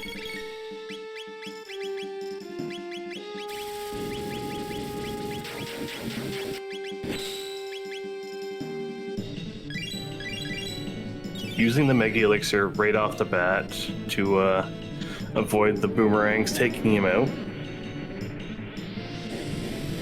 Hopefully doesn't regret that later when he's fighting Lavos 3. Oh, no. Wow. Wow. He does have a lot of revives, but that is definitely not the start you want to see. No, revives are also part of the randomized healing, and we got 126 revives instead of 50. And there goes, ooh, this is... Hit the flare button.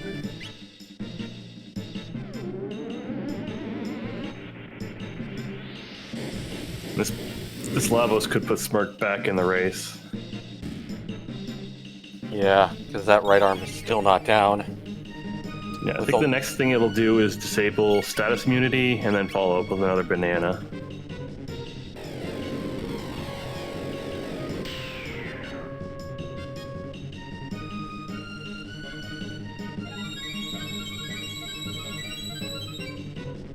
Okay, more boomerangs. Here we go. Yep. Oof. Oh, no, the stop. The Chrono doesn't have the pendant. Or the amulet. That's a... Oh, no.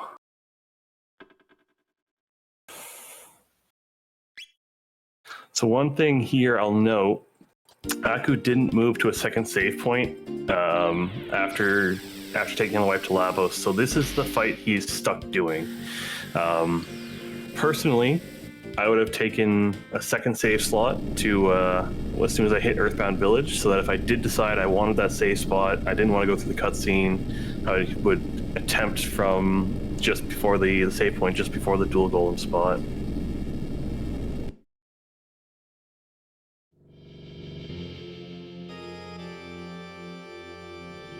So Smirk is catching up, just has the double Tyranno fight to get through. And then Lavos won, but as we see, Lavos can do Lavos things, and we may be seeing this cutscene a few times tonight.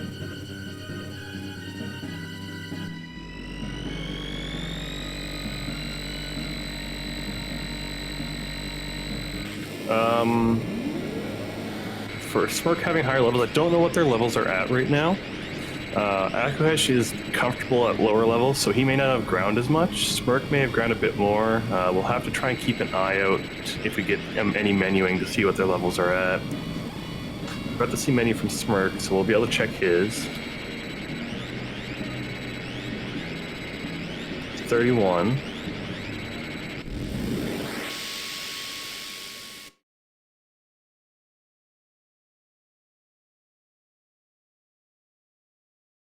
Don't know if we'll get a menu from Aku until a possible menu glitch after Lavos 2. 30. So Smirk is going to have a couple of levels on Aku, because Smirk is 31 before the Rust Tyranno fight's even over, which should give it a bunch of XP.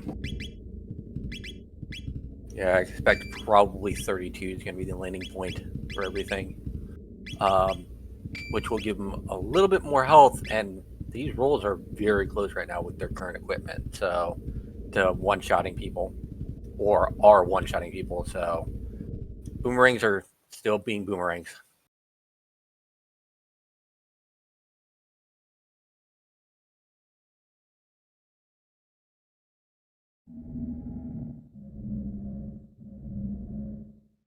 Aku also has AoE healing through the use of Aura Whirl. It's just taking up 2 techs to heal like that is difficult when you're on a very timed fight like Lavos 2.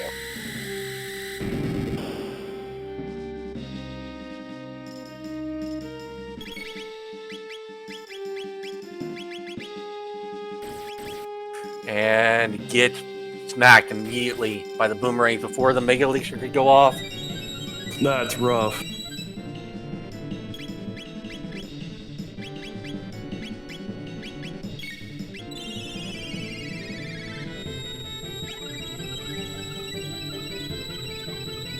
This is about to get very, very hectic.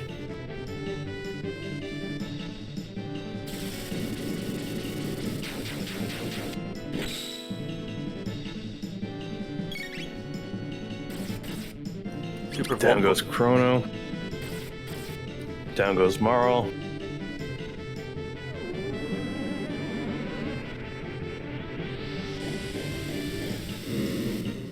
This is arguably one of the hardest parts of early go modes and early end-game dungeons is you don't do as many dungeons, you don't have as much chance at getting gear. It's also one of the side effects of hard mode, hard items.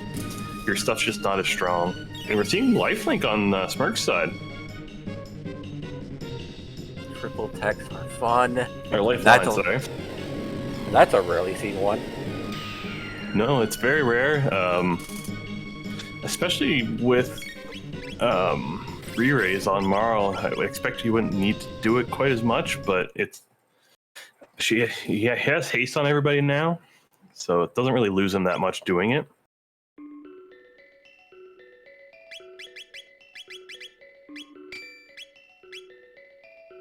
Doing some quick changes to their equipment, using effectiveness of those green dreams, putting on the white rock onto Luca, giving her a bit more speed.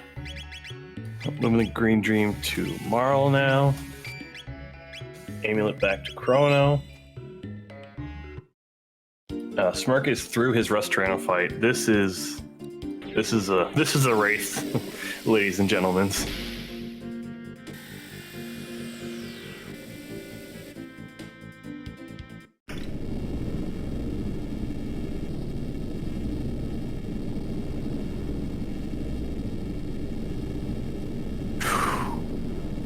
Yeah.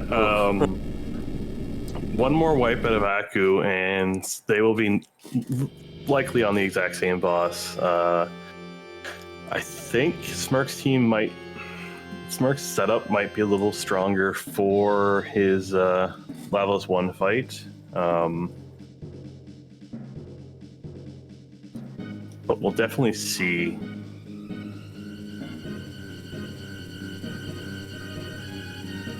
With these, again, these lower items, looks like we had Mega Elixirs, we had amulets in the new shop, and just not enough money to go around because it's such a fast go mode. We didn't have much to sell.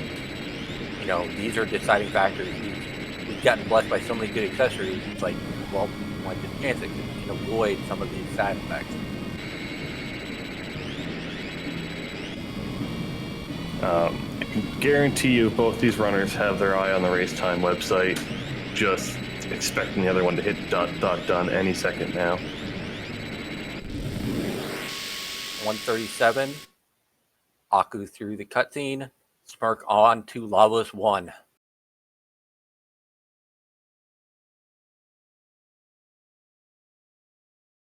Gonna see some more haste strats coming out of Smerc, and we're going with the heal beam from Robo, which is another big advantage for Smerc.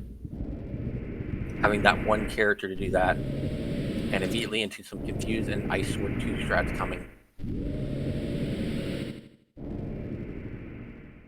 Yeah, throwing out the hastes just to get Marl a little faster.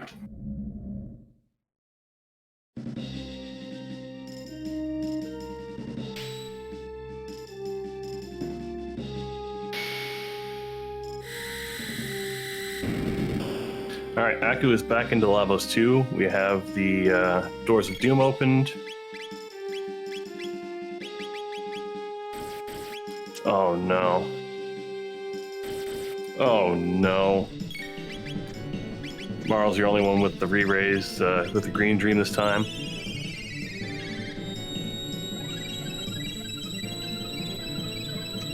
In the meantime, Smirk getting hit by a double confused obstacle. That'll break the confused. Robo's just about to get a turn. We'll be able to see heal beam immediately, I imagine. The boomerangs are definitely just being deadly. Aku trying to recover. You gotta wonder if at what point Aku lowers his battle speed down.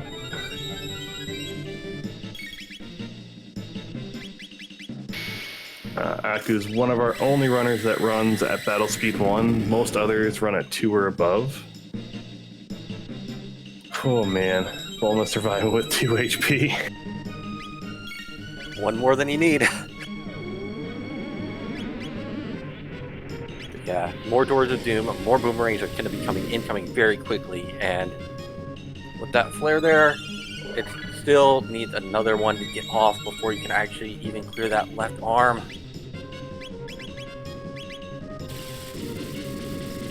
That might be the left arm down.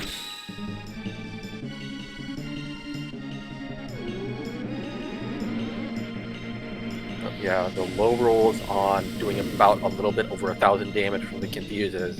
That's definitely left arm down. And the right arm is going to heal and then immediately be attacking with some more removal of status effect. Yeah, removal status immediately into the boomerang, and then the stop. Lavos is one thing, if not predictable, has other than his targets, but his attack pattern is predictable. The good news is that Lavos' right arm is at, I believe, 3,600. So, needs a flare to actually get it clear on this one. Ooh. Didn't get a chance to re-raise on Chrono yet.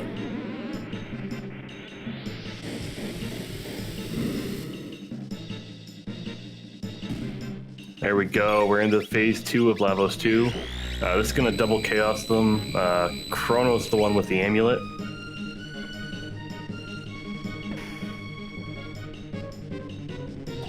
We're going to see the poison wipe go out. Ooh, re-raise saving him.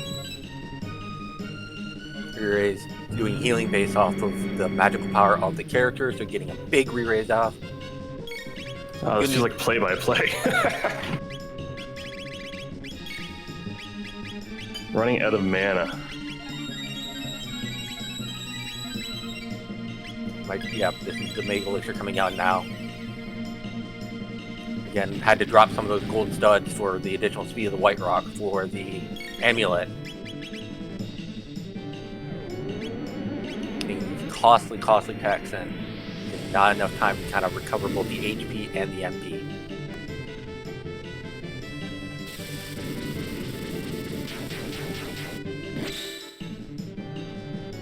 Oh, Smirk getting through Lavos 1 with the big hand. Gonna have that save point. This is gonna be a huge advantage. Aku having to spend so many turns on casting re-raise. I think that is Smirk's first upgrade to 10R2 on Robo, so... Yeah, big hand is let's give a big hand for that weapon. It's the first upgrade to 10 arm. That is huge for Smirk.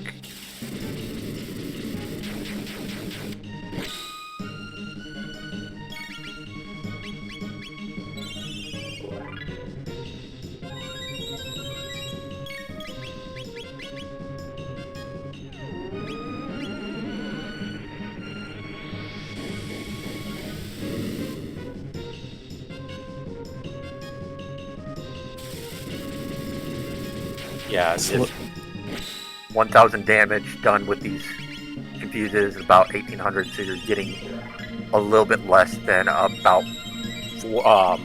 3k per round between these two characters. Smirk in this fight as well. with probably an easier time with these Ice Sword 2s with that AoE heal beam.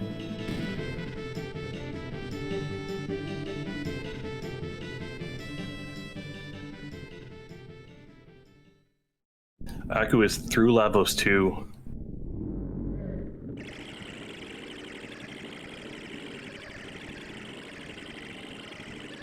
Wait for the screen to go black. Get your menu glitch. It's a lot harder now with the free menu glitch, but it's still gettable. Ooh, that's a big banana.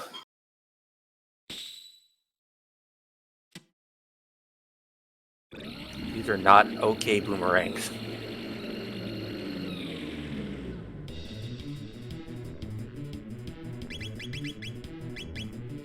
Four mid tonics left. Going to be having aura, so yeah. Luckily, he has enough ethers with 19 of them, and plenty of hyper ethers to go around.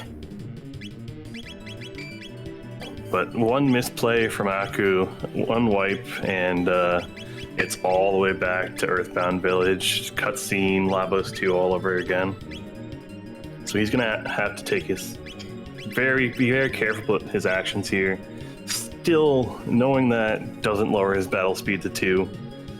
Hard set on keeping it at 1.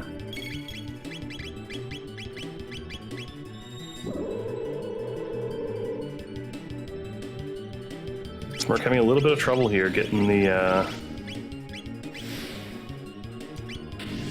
getting either arm down, opting to use Lifeline. Yeah, he was taking some boomerangs that just kept knocking Chrono out, so...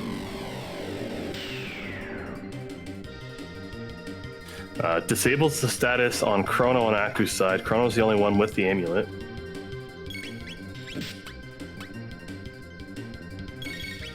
Chrono almost down.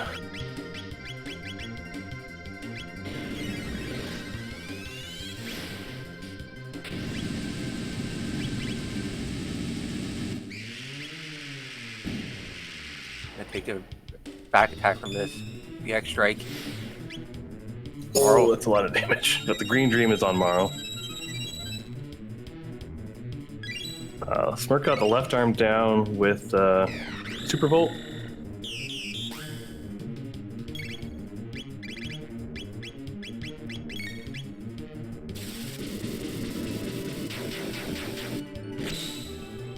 Those misses, man. That's just painful to see.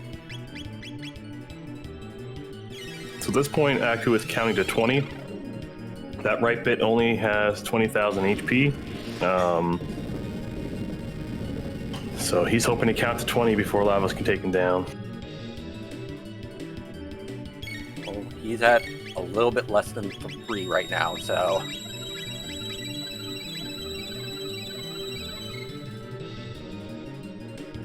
Good news is he does know for a fact that Antipode 3s are going to be wiping out center mid if he can get to them off quickly. And those Antipode 3s should smack that right bit for decent damage. So we're up to 6 now.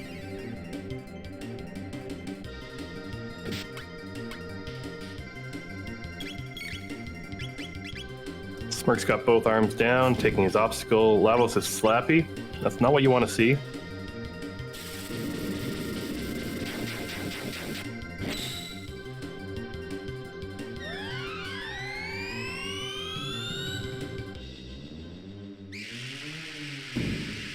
Oh no. Uh-oh. Hopefully gets that life off. Going pear-shaped in a hurry.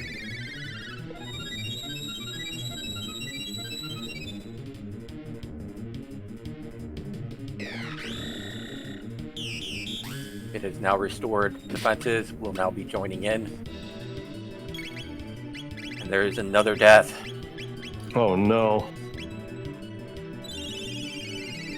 As we're going to have some ice swords coming out from smercjd. He's rapidly catching up right now.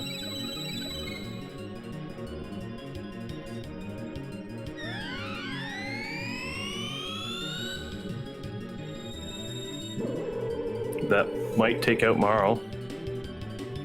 It does. What's their time warp? Oh no. So, status immunity is gone, so Lavos could very easily double stop whoever. So, don't mind my dog playing with the bottle. Sorry about that. So, what happens here when he warps to 1000? He puts a random status on people. Oh, stop chaos. That is not good. And double bit attack. And nothing. Oh no. Yeah, everything that's gonna be doing the damage to the chaos is probably gonna kill him. That's it. That's a reset. Oh no. As we're going back to Smirk. Oh wow, that is.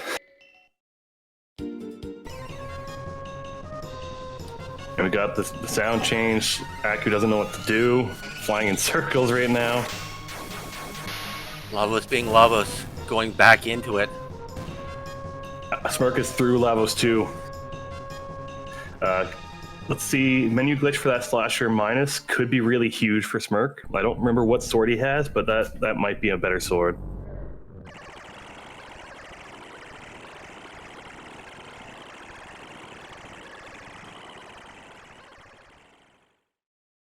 This match needs to be less exciting. I have to go to bed soon. I cannot be this excited going to bed. It is tense, I'll put it that way. And Lavos is... Well, we're not going to speak about these things anymore. Yeah.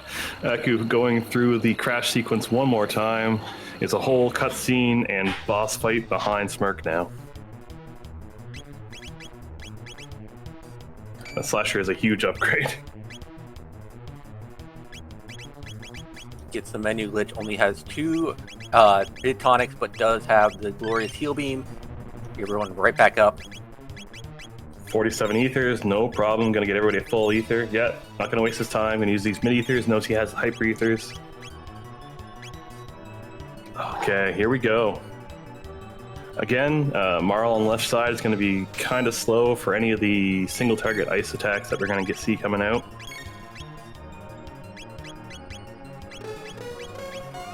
Going for left bit strats here. This is risky. I respect the play, though. It is a little risky. I don't know how much damage. I believe it's doing about 860 on Lavos 2 for the... Oh, but the Uzi Punch instead, so... Yeah, 1300. Yeah, one more attack should do it. Yeah. Yeah, I always get worrisome of left bit strats because that leaves that center bit up, and that center bit can do some not fun things. Just like he just did.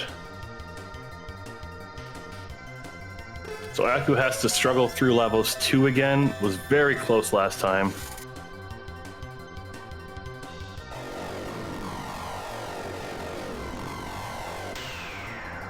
Protection off of Marl. I believe Chrono had the amulet as well for Smirk. Gonna see an Uzi Punch on that left bit, I'm guessing.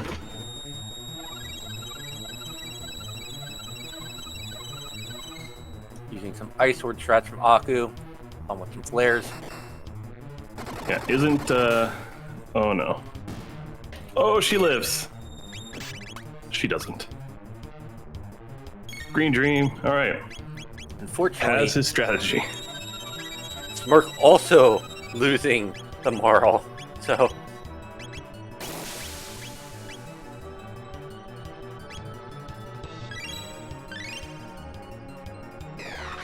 Alright, that defense is off.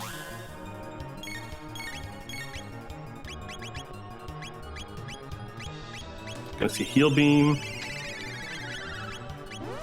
And putting her haste back on her. And we'll probably see some confuse.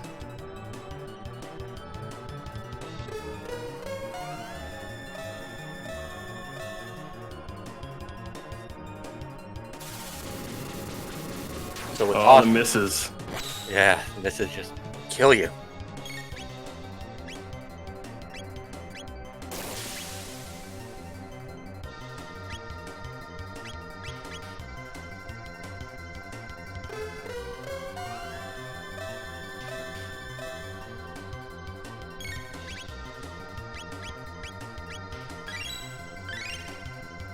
some more healing.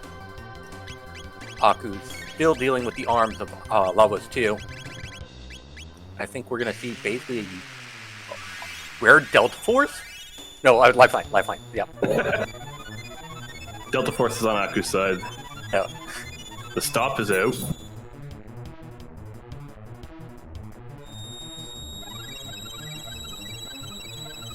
Alright, left bit is back up on Smirk's side.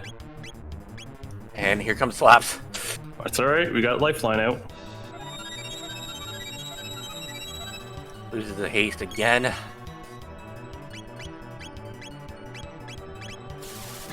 I don't know if I like the left bit here right now. It's not working for him.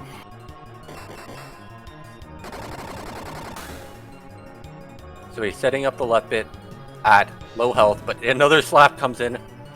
Still has the lifeline on Chrono. The last lifeline is on Robo now. Okay, he's gonna opt to redo it. It makes sense with two of them down. You've already got that right bit right about to restore. You got the left bit in a killable range from either a Confuse or an Uzi Punch.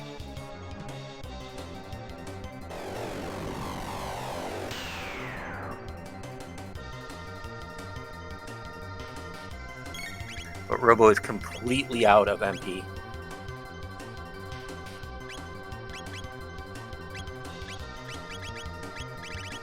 Use your elixir here, I'd say, on somebody.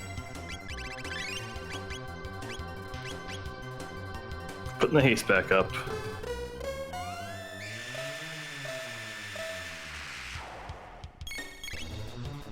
Aku through the arm phase, now working on Lavos proper.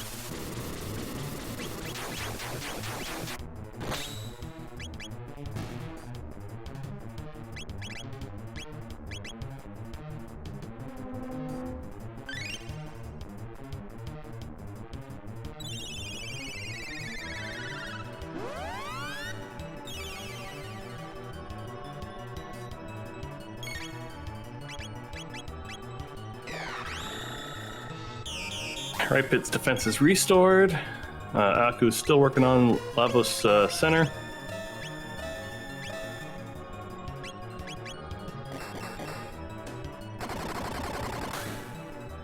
It's going to lower the health of center bit. We get Slappy. He survives it. No, right bit has his defense. Go center. Go center, Smirk. Or wait, there we go. There it goes, yeah. Alright, first real damage on right bit for Smirk here. Let's see how much his Ice Sword 2 is doing.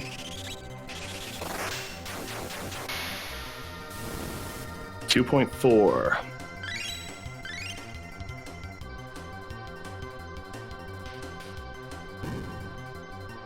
So we need roughly 8. Ooh, 1 HP. We need roughly 8 Ice Sword 2s. Plus probably something from Robo here. Full tonic there available.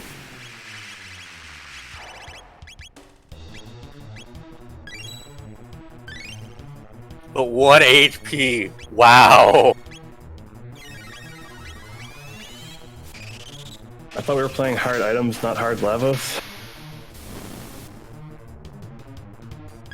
I believe the third Ice Sword 2.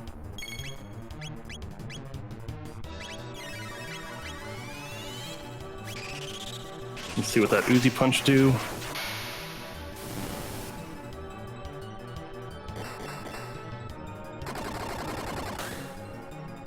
Okay. So 2 Uzi Punches will be 1 Ice Sword. So 1 more full turn after this.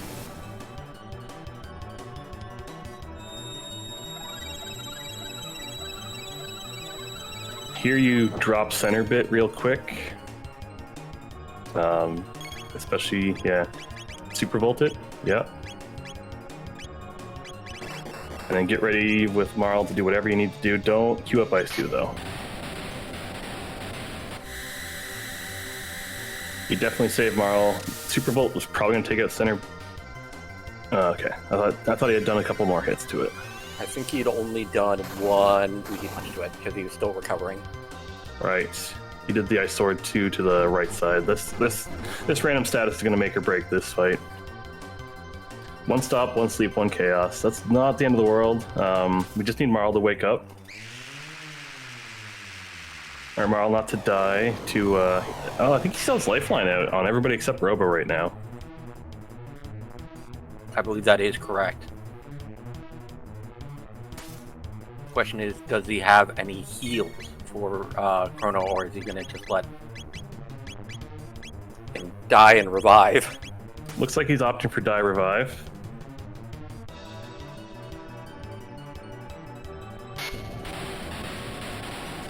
Oh no, on Aku's side, Lavos getting slappy again. Only has 153 Mara left.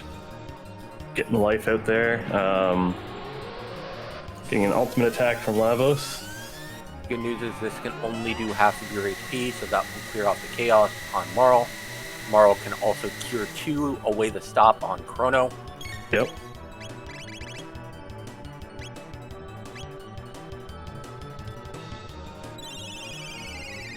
Going for an AoE cure. This, I think it uses cure 2, so it should also get rid of the stop. It does. It does. Brilliant play. Aku, another reset. Heartbreaking. And keeping track of my damage numbers there, I think we're about, I want to say about 14 right now on the right side. But there was one super gold as well, so about 15.5 if I remember correctly. Got ice tackle in the center bit, and then we just gotta wait for that right bit to lower its defense again.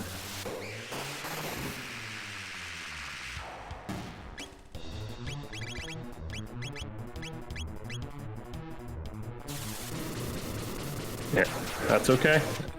Don't worry.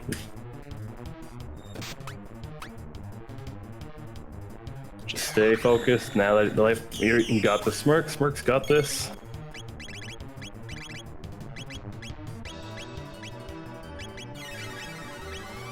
Finish it in style, Smirk. Come on, just a couple more damage. GG to Smirk. GG. Holy cow, what a finish. Smirk showing that slow and steady can win the race. Time of 2:01:03.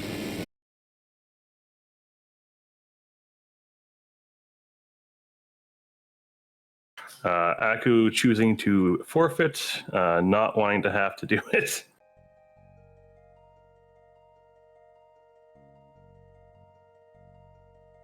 Yeah, it's Lavos made and broke this seed.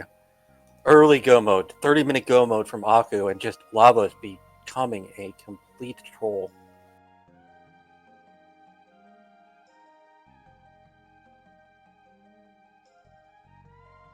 But G plus G, the Smirk, our winner tonight, moves on in the Cadillac Cup. And unfortunately, this was the loser bracket, so Aku's final seed in the Cadillac Cup. GG's to our runners. What an impressive showing on both of you. Thanks. Thank you. GG's, Aku. My gosh, that seed. No weapons for Chrono I found at bolt all. sword. I had a bolt sword plus for like the whole seed. I'm like, what do we even do? And then the tin arm. I was on wood sword until Zeal. Wait, you had a Black Omega? No, until Kingdom of Zeal. Oh, I got you. So yeah, that was you guys punch for punch did basically every dungeon the same. Smirk, you did a few checks sooner, like desert, and I'll say you took the tortoise method while Aku went with the hare, and slow and steady won this race.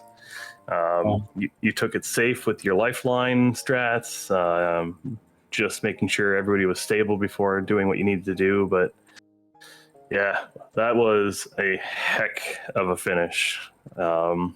I'm not going to be able to sleep for the next couple hours. I'm so Well, excited. I'm like, I have goosebumps right now. Like, that's so crazy. This seed was so hard. I was really racking my brain the whole time. Like, what do I do? What do I do? And I know Aku is an aggressive player. He's the one who taught me how to play, and his style is very aggressive. So I was like, well, I can't beat him with aggression. I have to try to be as safe as possible, especially on a seed like this. So. Yeah, and we did see Aku was up to the Golem fight, the Golem location in Zeal Palace. Had to leave, go back to do desert. First time I've ever seen Aku have to leave a Gomo dungeon. And then Yeah. Yeah, It doesn't you happen definitely- often. you definitely made the right call there. And then the first time in a long time I've seen the crash sequence in a race. Yeah, and I crashed 3 or 4 times. Yeah, I was wondering, Aku, were you wishing you saved before on a separate slot after losing to the shell, so you could go back and try and do shell instead? No, because I had no amulet and no way to stop the status from obstacle. Yeah, it was definitely one of the most money-starved hard items I've seen in a while. But that is what the top 8 is bringing to us. That's the flag set for the top 8 right now, and Yeah, I was banking on a sword and Tyranno layer for Chrono and nothing at all.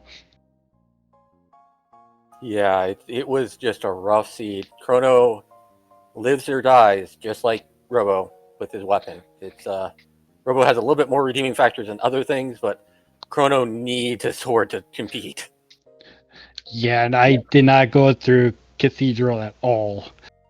Did not Wait, even so- look at it. You got Luca? Was she Yeah. a Dactyl? yes, she was. Yeah.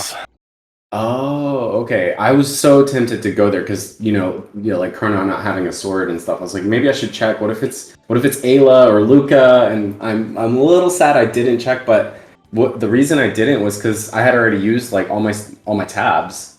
Like, because the early game was so hard, I was like, I'm just gonna speed tab Marley all the way and just go with it. Yeah, I went there at level 1 with 2 characters and had Luca pretty much carry me through the seed. Oh, nice. That probably was the smart thing to do. Like, I went there fast too. I got that gate key and I went immediately to get magic. But then I was like, oh, I don't know if I can do Dactyl Nest with just 2 characters. So I went back to Cathedral. So I want to revisit some of the highlights and lowlights of this particular seed. And I'm going to go with first Smirk climbing up Denadoro, reaching the end, and finding who else but Dalton. Dalton. Oh, man, I was like, come on. And I think I was close. Yeah, But definitely. I wasn't counting, but really great play on having that save outside Denadoro as well, so you could reset out and not finish the check. Now I'm also Yeah. going to talk about a real highlight, finding the Golem boss early in Hecarim's Cave. What were your feelings after that? Both of you. I was happy to see the free experience points because I went to Hecarim's sure. Cave at level 1 and 15. Oh, wow. Okay. Yeah, And- I went really aggressive. And Yeah, Denadoro Mountain had Toma's Pop, so you didn't miss out on much. Oh, thank Yeah. goodness. Thank goodness. I was worried it was something fancy there, but Giant's Claw would have been Pendant, and then your last one for that would have been Sun Palace to get Black Omen Go mode. So both were honestly, relatively quick to get, but definitely got the easier one. Right. I don't know, man. I think I prefer Omen. I think I prefer Omen here. Because then, Well, do you know what character easier was in to- the future? Get anyway. Future character? Yeah. Just one sec. In the meantime, while he's looking that up, Aku, feeling on Best Grill being the goat for you this seed, how much carrying do you think he was doing? with 2 clutch victories. Like all the carrying is what she did. Protodome character was Frog. Oh man, and I had Grand Leon in Hero Metal. Oh. You had Doomblade. Yeah, it was the Doom. Yeah, the Doom Leon, whatever. Oh my Yeah. gosh.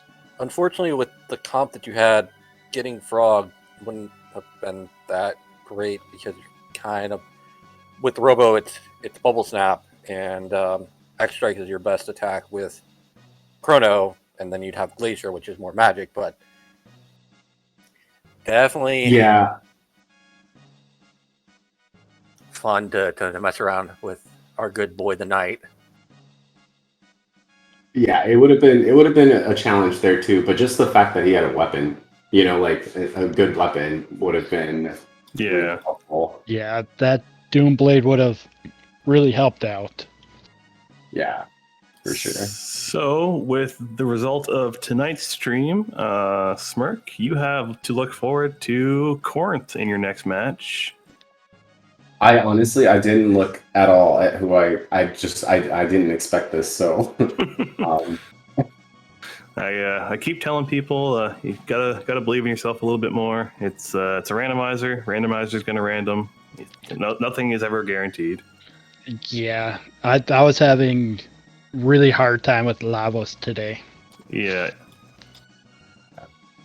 GG's Aku, man. I just wanted to say that again, dude. Like, thanks for everything you've taught me, and I'm so happy that I got to even race you. You know, in a top 8, like on Speed Gaming restream, and everything I owe to you and to the wonderful community here. So I'm so Aw. excited to watch this restream, and I did want to say thank you again to the commentators today, Azure Kale and Q, and SG for restreaming, and was Zelfer the one tracking? Mm-hmm. Thank you guys. You guys are awesome. If you guys in the chat aren't familiar with the Discord, definitely come on by. Everybody here is so wonderful, and it's just an amazing place to hang out. So just wanted to throw that out there. Sorry. Well, let's continue on, Aku. Your experience with the Cadillac Cup and some final thoughts about the seed. I had a lot of fun with it. Just the seed at the end was really bad for me. For a winner tonight, Smirk, any kind of final thoughts that you'd like to get off? Just what I said before, you know, GG's. The seed was really like, you know, hard, obviously, but you know, there was some fun aspect to that challenge as well. So, yeah.